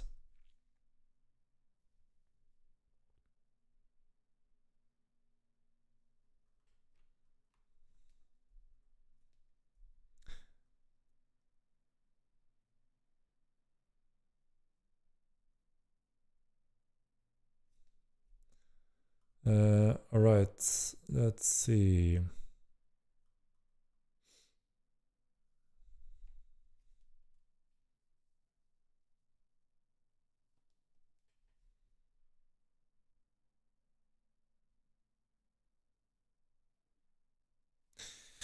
Can combat polish also include having humanoid AI strafing left and right and around you as you fight? There are some room for, obviously, when it comes to giving another layer for the AI behavior. And it's something we discussed that we eventually gonna do also. I'm not sure though if it's gonna be in the combat polish, as that point is more focused on character combat, how you fight, and both against PvE but also PvP, right? Just making the combat feel better, more fluid, more, changing weapons, what you have equipped. Those things are quite clunky and slow, right? We want to make that fluid, easy, and also show what you have equipped. Stuff like that just makes combat feel polished and better, right? All right, let's pull it. Let's pull it. Let's see. So like that, and then we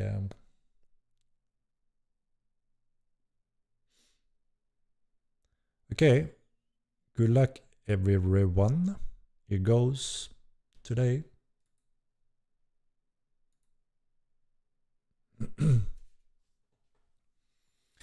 Get to the chopper.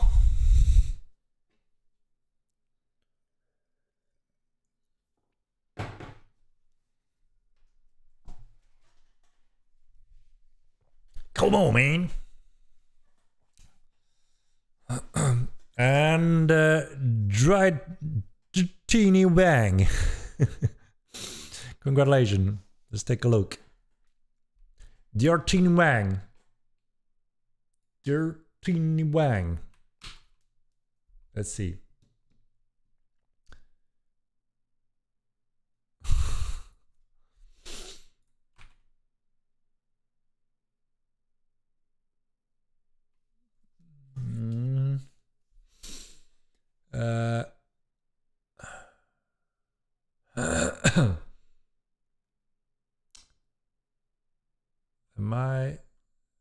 Am I seeing 6, 7, 8, 9, 10, 11? Do I see 11? Dr. Tin Wang. Why do I see 7?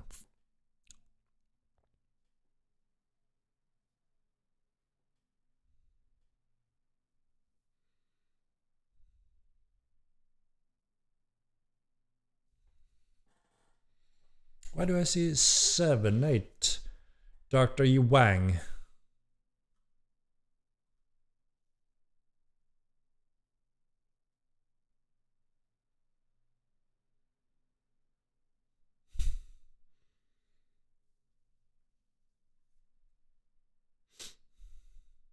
This is disqualified. I see too many.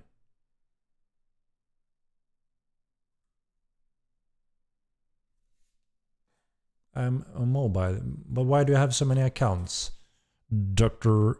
Tini Wang. Why so many? Or is it only me that see many?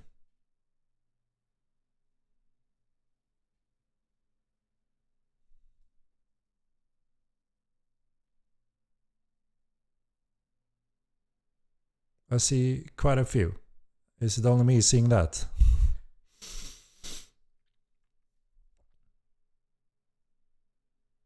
You know, I asked everyone not to create multiple accounts to try to win this key. That's lame. I don't like that. So I just asked to not to do that. You know, that's unnecessary. I see one account. I see Dr. Tiny Wang. I see Dr. Tiny Wank. I see Dr. Tiny Dang. I see Dr. Tiny Wang Yang. I see Dr. Tiny Man. I see Dr. Yan Manjar. I see Dr. Man Dancer. I see Dr. Man Avila Beer. I see Dr. Man Wang. I see Drain Wang. I see Dr. Young Wang Yang. I mean, come on. What the hell is going on? And they're all new accounts. So, I don't like it. It's too similar. It's all new accounts. A doctor of many talents. Exactly. No, I don't like it. I don't like it whatsoever. I don't like it whatsoever. So I'm gonna re-roll it. Sorry, but too many Dr. Wang. Here goes. Too many doctors. I don't like. I don't like it. New shot. Dr. Dr. Wang, it's your account. I see it.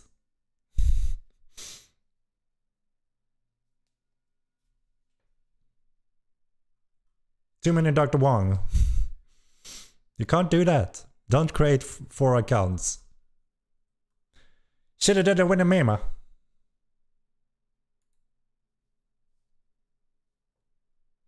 Those are just his alt accounts, Henrik. Yeah, that's what I said, right? It's 6 made accounts with the same name to increase the chances, right? Too many Dr. Wangs. Okay, let's take a look on this one then. Crazy Donut Maya. Let's take a look here. Let's do some investigation.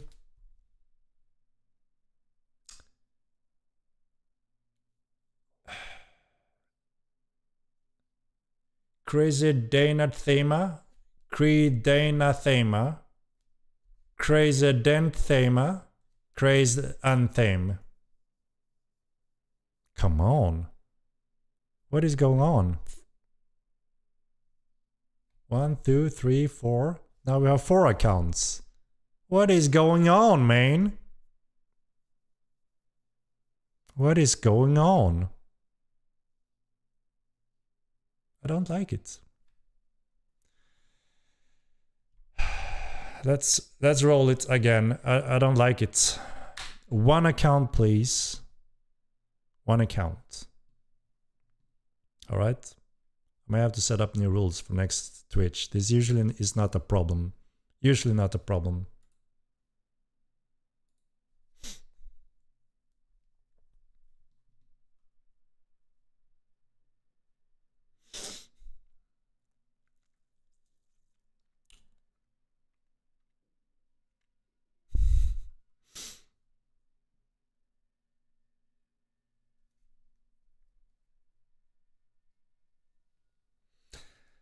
Boom! Akirat. Akirat. Let's investigate. Put on the goggles, guys. Put on the freaking goggles.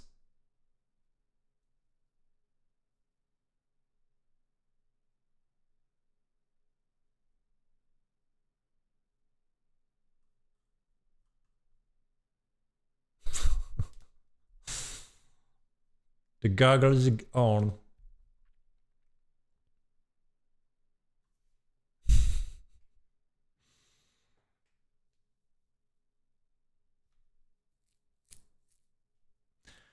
The goggles.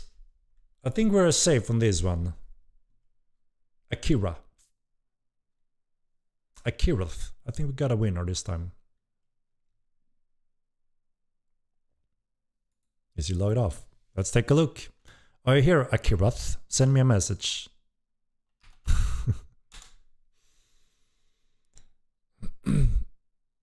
Dr. Tin Wang, why do you have 4 accounts with your name?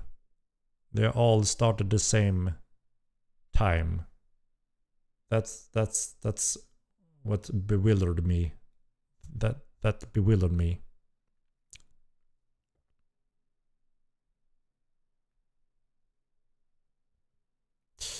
Seems like Akira logged off, indeed.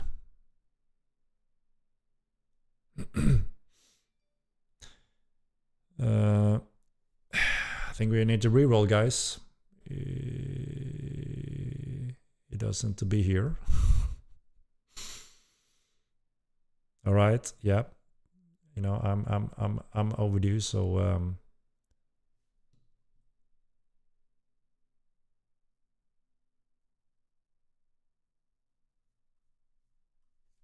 all right. Quick reroll. G. Let's see now then. Let's see.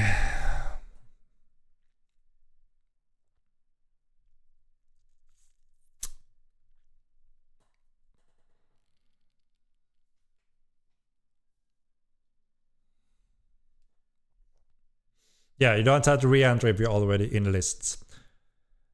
Ogre. Let's take a look then. The goggles is on. The goggles is on. Ogre. Let's take a look.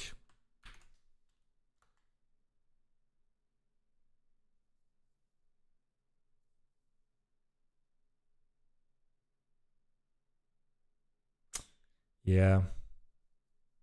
This is a Ogre 50-50. No, he's gone. He's not here. Reroll.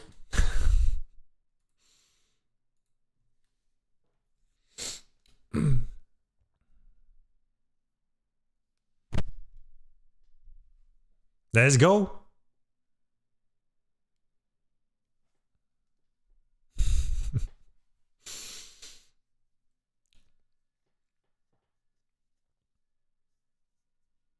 Let's go. Ellipsis. God damn it, Ellipsis. Let's take a look then. Let's take a look. Let's put them goggles on.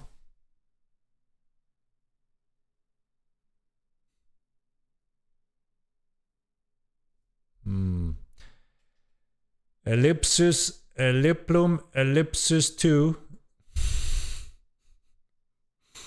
What in the earth? What in the earth is going on today? It's never been like this before. What the hell is going on? Why do you have 3 accounts, Ellipsis? Why do you have 3 accounts for the giveaway? Freshly done, freshly made. Maybe I have to do my personal scroll. Yeah, I don't like it. I don't like it. I don't like it. I have to be frank. I don't like this whatsoever. You know? We can do better. We can do better. I know that. I'm gonna do one more roll. If not, I'm just gonna pull the list and take the top of that list and go through the names, okay? Here goes.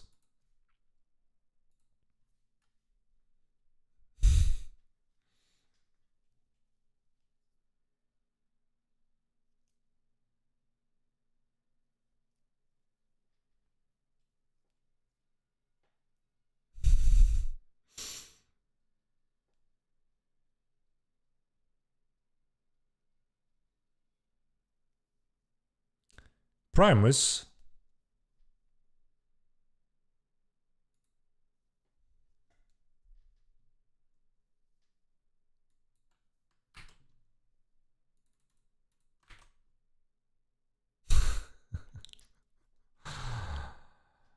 Alright, that is a Superbot. Superbot 2K 40K. Primus, why do you run 4 bots in a synchronized, script-based, functionized program at Latius? Why do you do that? I just have to ask. I just have to ask. Right. I'm gonna pull the winner this time. I'm gonna pull it, alright?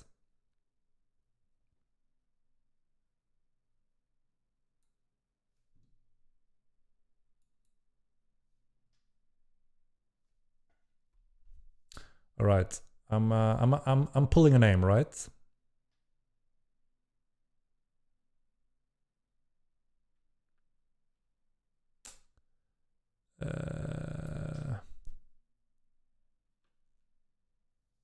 Shame.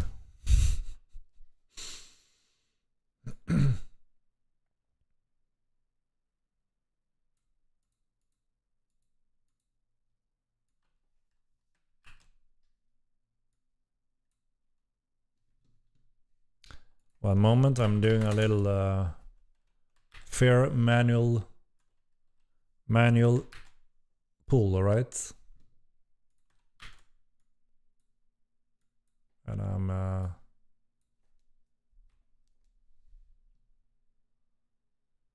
is there anyone in here that doesn't own the game? Type 1.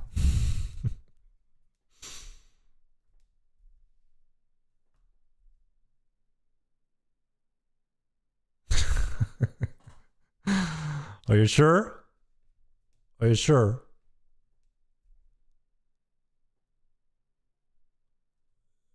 Do you have that many that doesn't own a game? I wonder.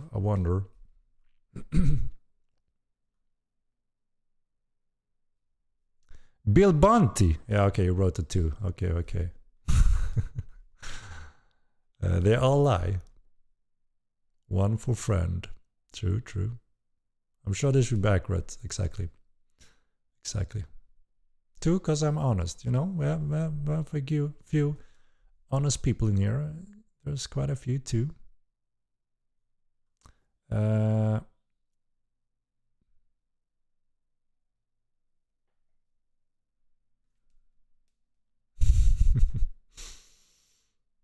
Okay, one moment. I have a winner in shortly.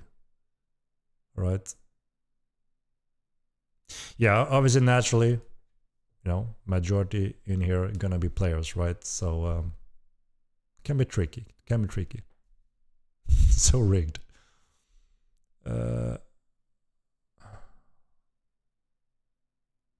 Demra, you sneaky You sneaky.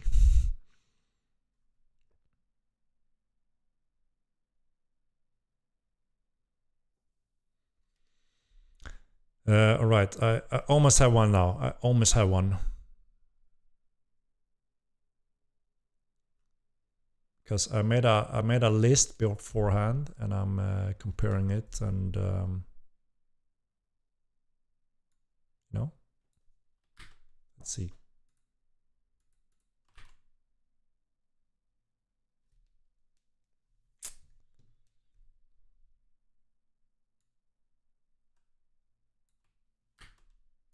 We got my goggles on, guys. The goggles. The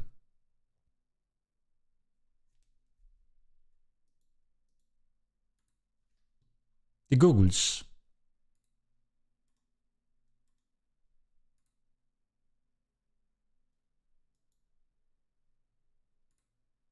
Oops. What the hell did I click?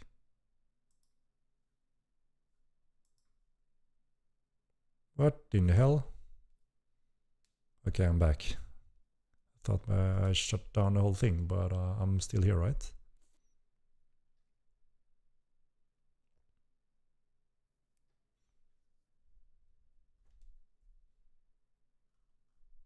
Sorry about that.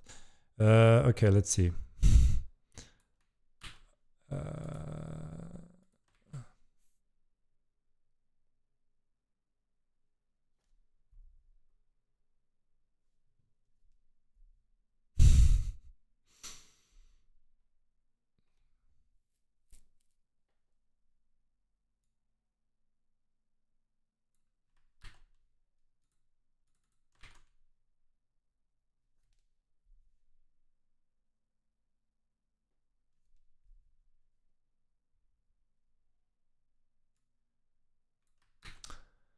All right. You know what? I think we got a winner.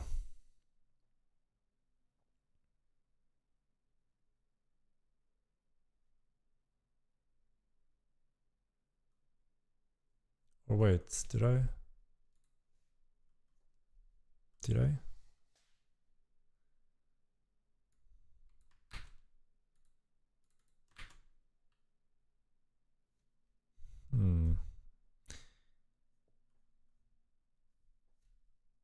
Okay.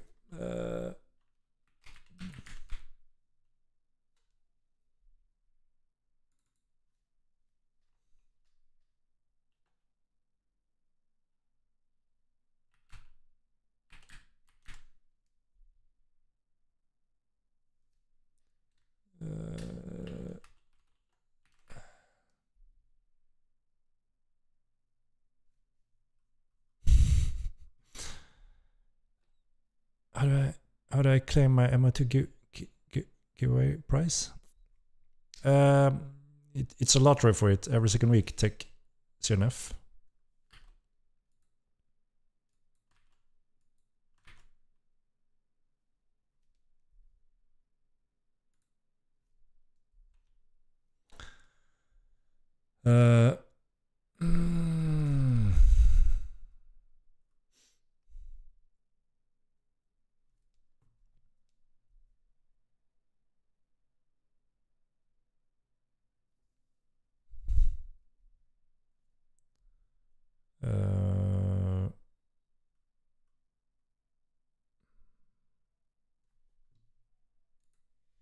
All right, bear with me. I'm fixing one thing here.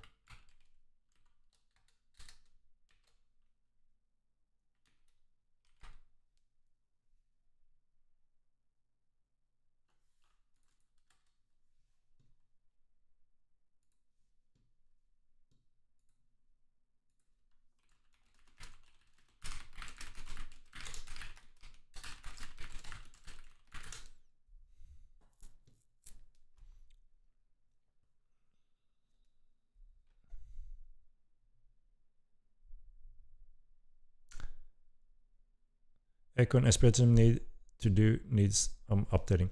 Yeah, we plan to do some revisiting Echo, Spiritism, and Necro. There's a few things we wanna tweak and improve.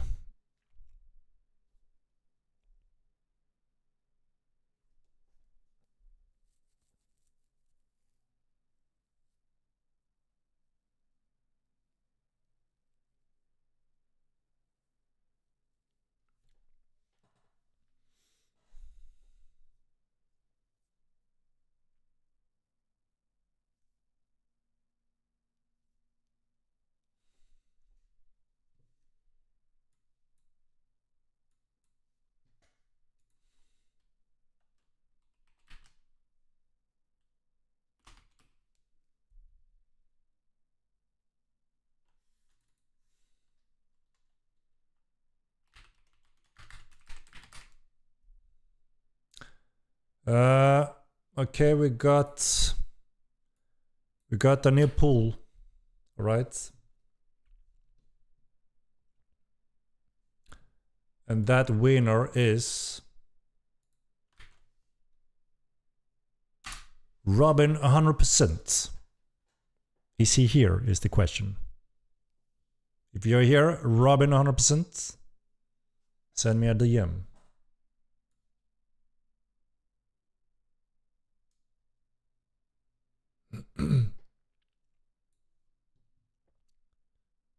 He's there. All right. Can you write that DM?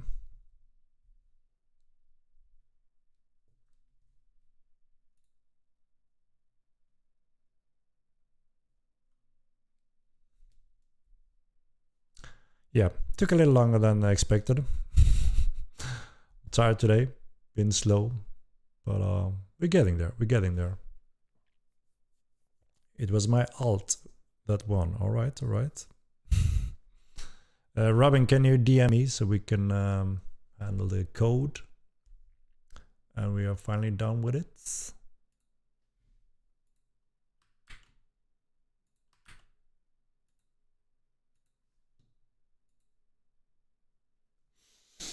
Oh.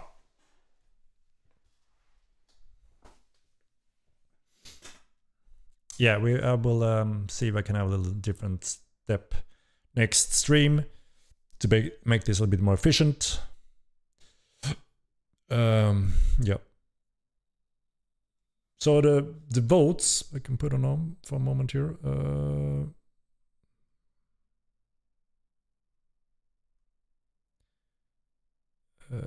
This is the top 10 that we got as a result. Robin 100%, can you send me a DM here or respond to it? And we are good to go.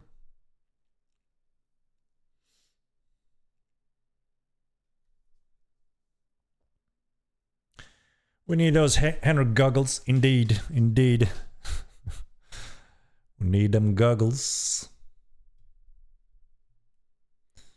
I think Henrik don't know about Ultima Online things. I was just a beta player of Ultima Online back in 1996. Played for 11 years. Was a master. And, you know, was the MMO I played the most in my life. The pet bonding that we had in Ultima Online, I'm not sure about that in Immortal Online though. We have features that will arrive, as you know, like farming, breeding, that will obviously interfere with that and the balance, right? We also have armor, equipment stuff. So, you know, Soulbound Pest that never can die may wreck some of the balance when it comes to demand, taming, and breeding, right?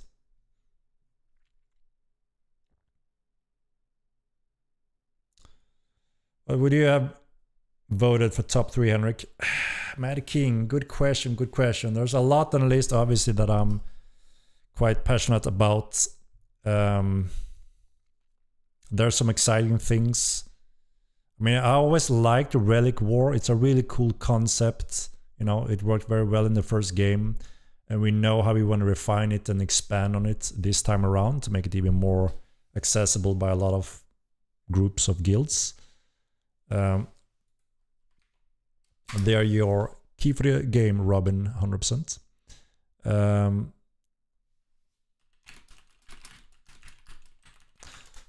So that's a cool feature, right? And there's also obviously quite a few features that I was longing for in the first game, but we were so limited by tech that we couldn't really go there, which we aren't limited today, so we can actually go there. One of them is the boat system, how we want to build it, how we want it to function. But obviously the boat system is also a very large system. It's going to take a lot of time to develop, and it wasn't, you know, in the top 10 also obviously, so it will have to come later. The dimension run, as we call it, a very old concept that I also had designed many years ago for the first game. We never got to it either. There's some cool stuff that I will look forward to. It offers both more casual random groups and guilds entering that, but also more hardcore competitive groups that want to compete in there. And there's some cool mystery tied to it with some cool functions. You know, that's a cool feature, I think. Some of the magic schools, there's a few functions and spells that I'm really much looking forward to that will add completely new play styles and really cool tactics to the game. So yeah, there's a lot on this list. Obviously, we all want, including me, guild logo, emblem, and dice system to, you know, design your stuff and be more identifiable, right, as a group. You have your banner on your walls, you know, in your city. Cool features and also helpful in many ways. The veteran system is going to be cool to further expand on the characters. So it doesn't just stop when you build your character as you have now and max your clade. You can continue, refine your character further, and also infinitely go up in veteran status, which is a cool thing also, you know, you have that constant progression. So there's quite a lot on the list that I'm looking forward to. Yeah. I always play craft of this type of game. Yeah, and this MMO is, you know, even better if you are a crafter, because I've yet to see a player MMO with this kind of depth when it comes to crafting professions. It's really cool and rewarding. You played Euro Hardcore. What guild were you in? Shadows of Clowns, the best PvP guild in the world on Europe. I started on Chesapeake, obviously, because there were no Europe servers the first 10 years or so. I don't remember how many years it was. But I started on Chesapeake. I think you pronounce it Chesapeake or Chesapeake or however you do it, right? That's where I started.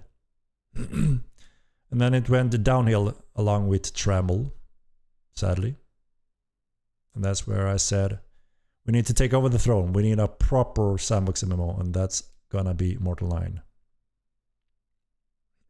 Buddha, you can go play some WoW. You're a cool kid. The cool kid, you know.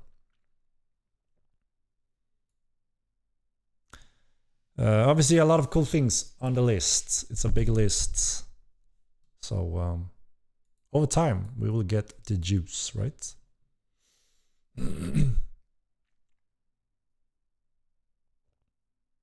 mean, the thing was, when I first logged in on UO, playing on a modem 28.8 kilobits connection, dial-up, paying 8 kronas every hour. You know, back then, you were not spoiled. You didn't complain. You were so excited. You were so happy and so grateful. It was so different from today. It was a shit show, you know, but it also had magic, good times, and it slowly, you know, refined. It took quite a long time before it became playable. But, you know, still it was first one of a kind, so it was such a cool, deep, unique experience that we saw past all the issues and problems, right? Are we spoiled kids? No, what I'm saying is that obviously we all have a much higher bar, right?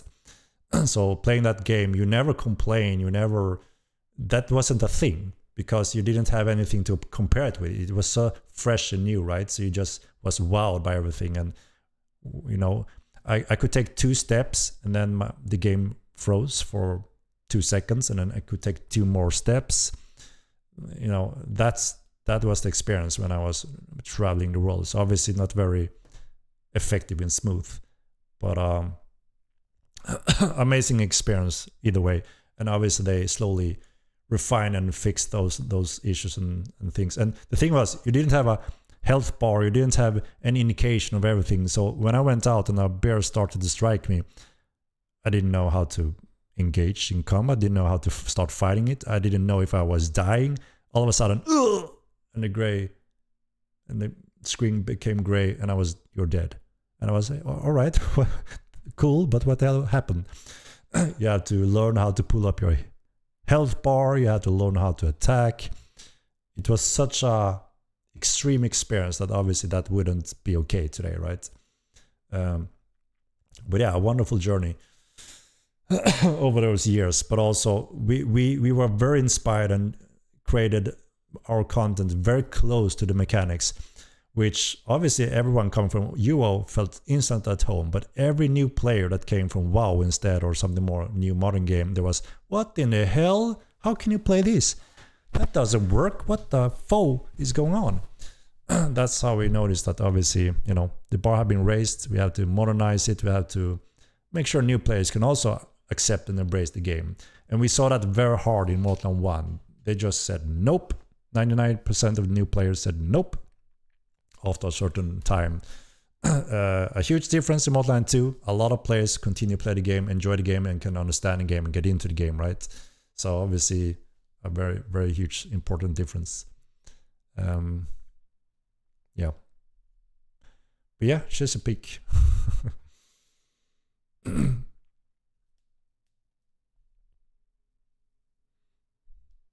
With NSP came Twitch reaction. With Twitch reaction came the need for more information at a glance to make decisions. Yep. How many attributes are Pseudonymous getting? I heard numbers for correct color, but not them. I don't remember exactly what we're looking at, but they are simply getting back what they were stolen from in the first game due to the strength behind Dex and those stats. Yes, the giveaway has been done, Temujin. You will see on Monday, hopefully we go live with the patch. You will have that pool increased for the clades accordingly.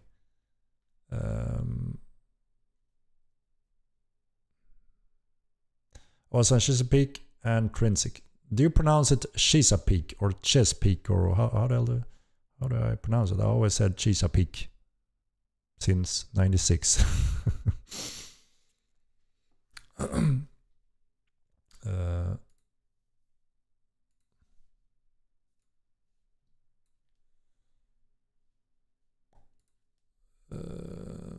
gonna see if I can find the numbers.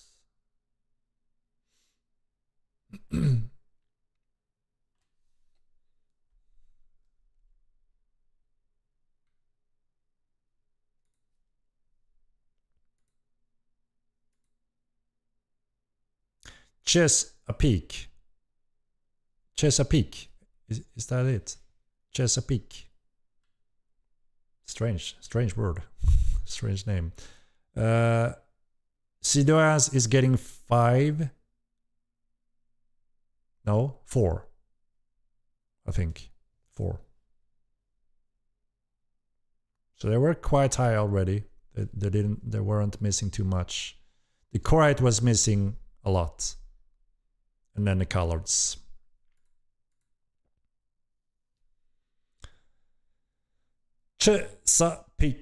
Chesapeake. All right. I lived in Virginia at the time near the Chesapeake Bay, so it makes sense. I see. Yeah.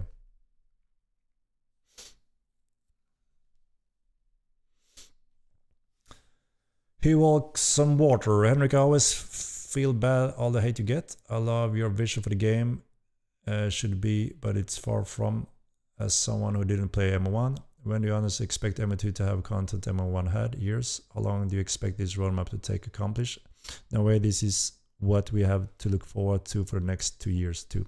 No, obviously this is not a year or two. The thing is, we're not that far off content-wise and feature-wise than Immortal 9. There was a few, but quite small features, such as the relic drop was in there, but it wasn't as fully fledged as we would like it to be, which is going to be this time around. So we're going to add a few components. But if we just want to add it as it was, we can do it quite fast, but we're not happy with that, right? There's a few more other features that we're missing that are small, and we couldn't make them the way we would like to, which we are doing this time around. And we also have plenty of features and content that we didn't have in the first game that we have in Immortal 2. We didn't have the clade, we didn't have the clade balance. We only had like 2 biomes on Milland and a sixth of the size. So the world is much larger, much more detailed, more biomes. You had a clade system, a more robust, fully fledged skill system. So we already have much more of that and improved in Immortal 2. The entire network, movement prediction, you know, the ping normalization system, huge difference from the first game.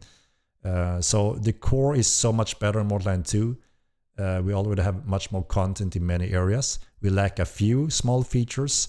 Obviously, we lack Sarukha, which is, you know, a big new biome, but it's obviously going to be also a little bit larger in Immortal 2. So still, even though we had 2 continents in Immortal 1, our current Milland in Immortal 2 is much larger than those 2 combined. And it was much more, you know, bad balance. You could only play like 2 clades as an option. In Immortal 2, we see all clades being much usable and viable, which is awesome, obviously. Same with the gear. We have a little bit more variation than we had in the first game. We can still do more of that balance to make it even better.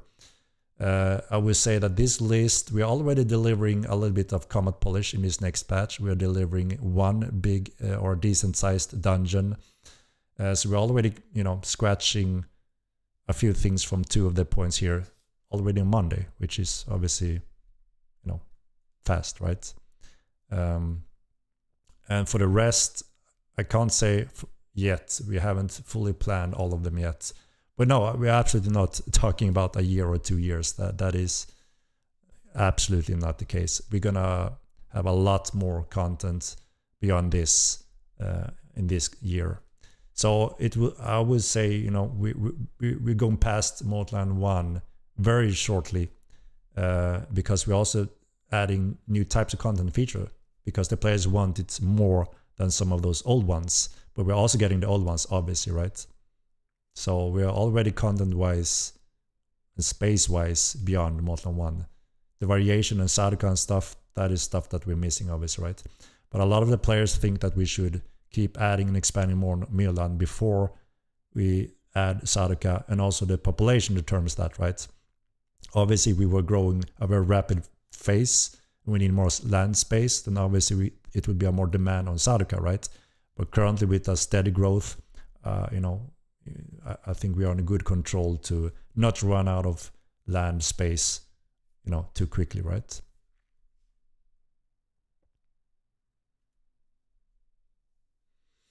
The thing is also we've been stuck on some core network issues updates for quite a long time with the Q mess, and we had to pause a lot of the development. I don't know if you were here throughout the beta phases, but throughout the beta phases we were hitting features and content very fast, so fast that people said, holy shit, you're putting big companies to the shame because you're developing so much faster. And that was because we only were focusing on developing on the content and features because there were nothing for us to do on the network back then. But then when we saw those core issues, we had to pause the development to attend to bugs, issues, and network issues. Obviously, content got to a full halt, right? Now we're slowly going back to content development. Also because everyone can't, you know, obviously just be fixing bugs. There's a whole team, right? So we're getting a more mix of content, features, and polishing from now on. So yeah, it's an exciting phase we're entering when we are actually getting juicy content and features that the players have been asking for a very long time now. And that doesn't mean we are stopping polishing or bug fixing, as I said many times. You will see the majority of that in the patch notes.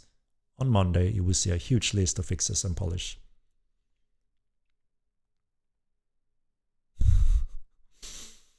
I see he walks on water. Very, very nice of you. Thank you.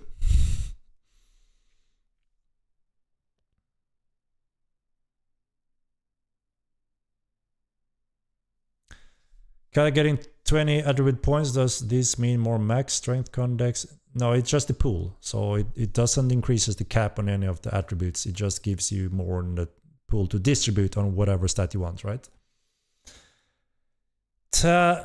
Tell the Maid of Willow, thank you very much for the Prime. Appreciate it.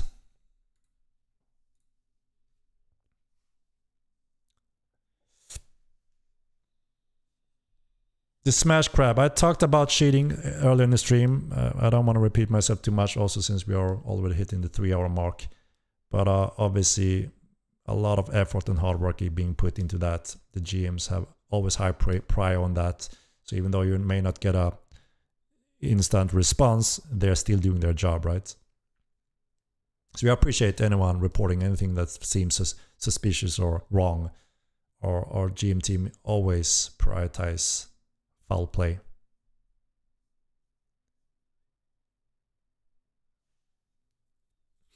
What's the idea for how pet mount breeding might work eventually? Yeah, so we're gonna bring back the variation system where different pattern colors are distributed with the different breeds. And then of course with breeding you can mix match those to build unique looking creatures, but also the stats will be mixed in certain ways. There's a few things that we want to redo when it comes to mixing stats and building amounts compared to the first game, because we broke the balance. You built the one horse to rule them all, and you also competed and removed taming pretty much. So obviously we're going to make sure we have that in better balance this time around. So there's room for tamers and trades, room for breeding and refining and making them look cool and unique.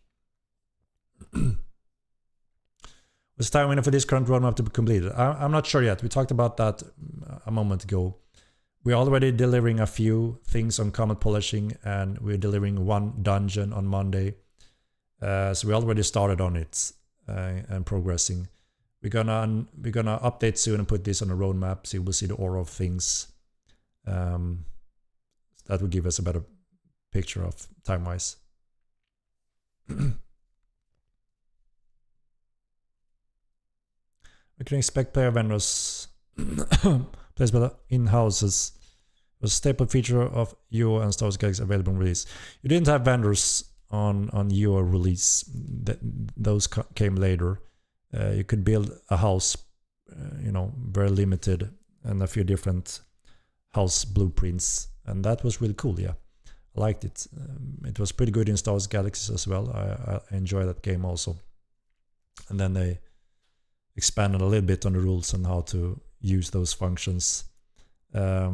Obviously, we wanna eventually expand more on TC and city buildings and services, right? It was also on the poll. It didn't make the top 10, so we want to see how interested our players in what content should we add first. There's so much, right? We want to make sure that the majority enjoy the content patches we add, so we don't add something that the minority enjoy, because we need majority excitement now, right?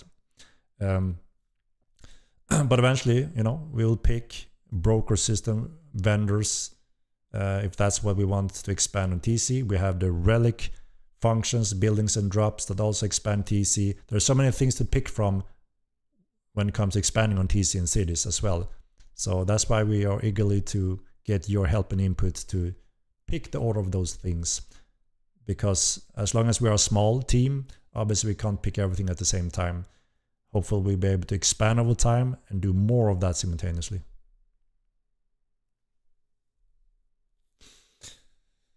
So I hope that makes sense. It's a new designed dungeon with its own theme and lore, and you're gonna be able to enjoy that on Monday if everything goes as planned. So early next week.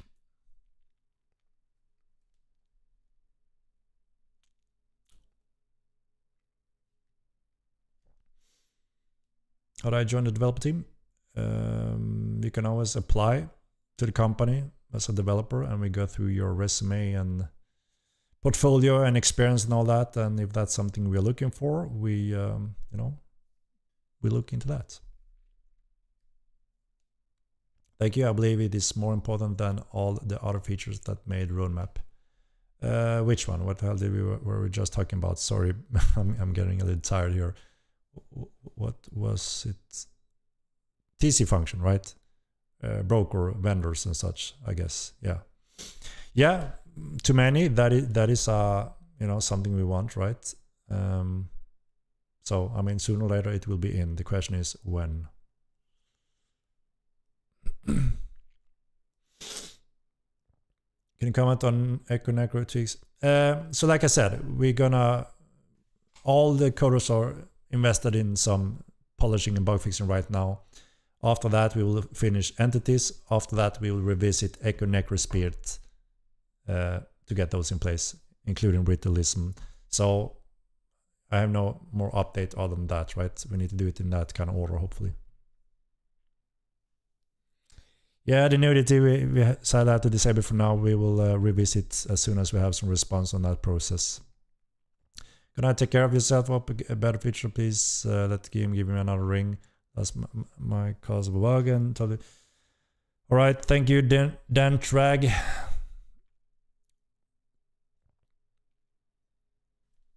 All right, guys.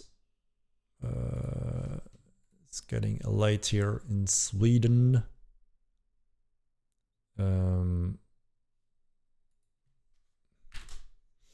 So I think it's time to wrap it for me today. So yeah, I'm looking very much forward to hopefully Monday, if everything goes as smooth. Looking forward to your feedback on that patch, and the content should be juice action at that dungeon. Panrik, I'm tired. I've been killing it the entire day. I slept quite bad this night also, so yeah, I'm a little tired. Let's take a look. Do we have anyone streaming here today that we should raid?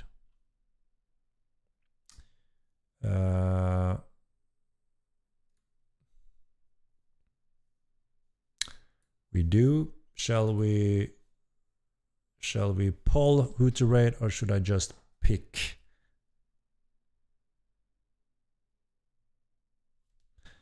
Have I raided the Godly Noob before? I don't remember. Poll. Pick. Don't think so.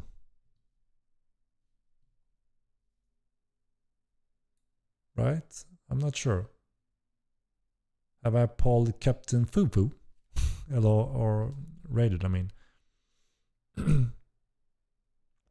What is your character in MoB? I've been cycling quite heavily because, you know, I want to refresh myself in some of the experience in the different ones. The current I'm running is Shiva, I think. Doing some mage stuff, experiments on that one.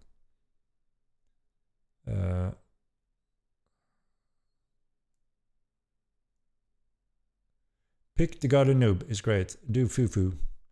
Oh my god, now we have 50-50 on pick, poll, Fufu, the Godly Noob.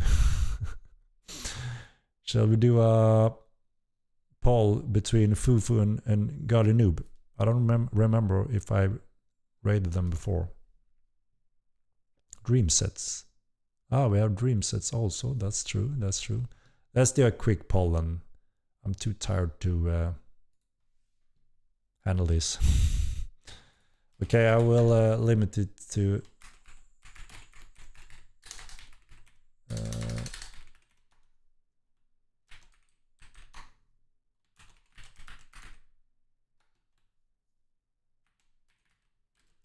I don't think I raided. I don't remember. I may have, right? So I added these that I'm not sure if I raided before. 1 minute, help me vote, and we will roll it.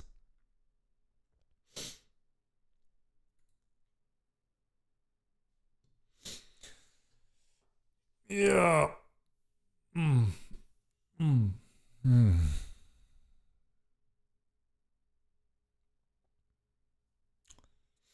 All right, half time. So it seems to be Dream Sets in the lead. All right. Oh, tied with the Godly Noob. Come on, not another tie. We need a few more votes, guys. A few more votes. Godly Noob in the lead.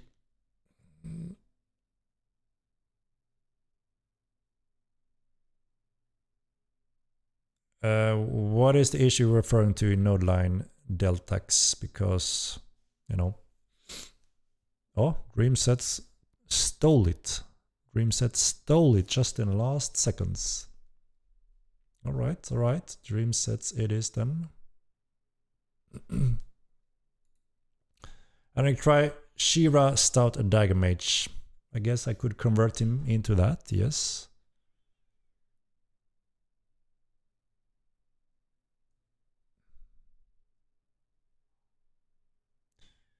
Should give us 6 months for free for all the work that's going on.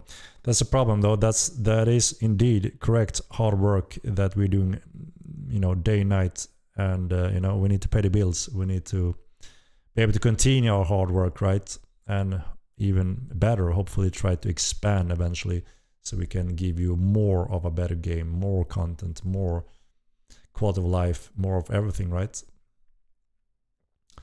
Pet armor starts when you cross a node line. Fat stew fixed on Monday. There we go. There we go. You know, we have a lot of good fixes in this patch. The team have been working very hard to solve all of those things that you pointed out as a big issue. All right, shall we visit Dreamsets then and show him some love? Is he new to the game? I'm not sure if I've seen him. Maybe, maybe not. Yeah, I have visited him once at least, I guess so. But all right. I'm way overdue, almost 3.5 hours. I have problems sticking to my 2 hours goals, but you know, it's always interesting. Time flies when you have fun and engaging discussions. So let's raid before I fall asleep here. Thank you very much, everyone, for your awesome support, your question and donations, subscriptions, everything. It means a lot to me and the team. We're a small indie team. We're doing everything we can to make you satisfied with this game, and we will not give up until this is the best Sandbox MMO in the world. And with your support and help, we will get there. And we are on a path that will get there. Right, let's raid Dreamsets then. All right, I hope you have a very good night. And I will see you on Monday, patch day, hopefully. And then we have, next stream next week. All right, have a good one and good night.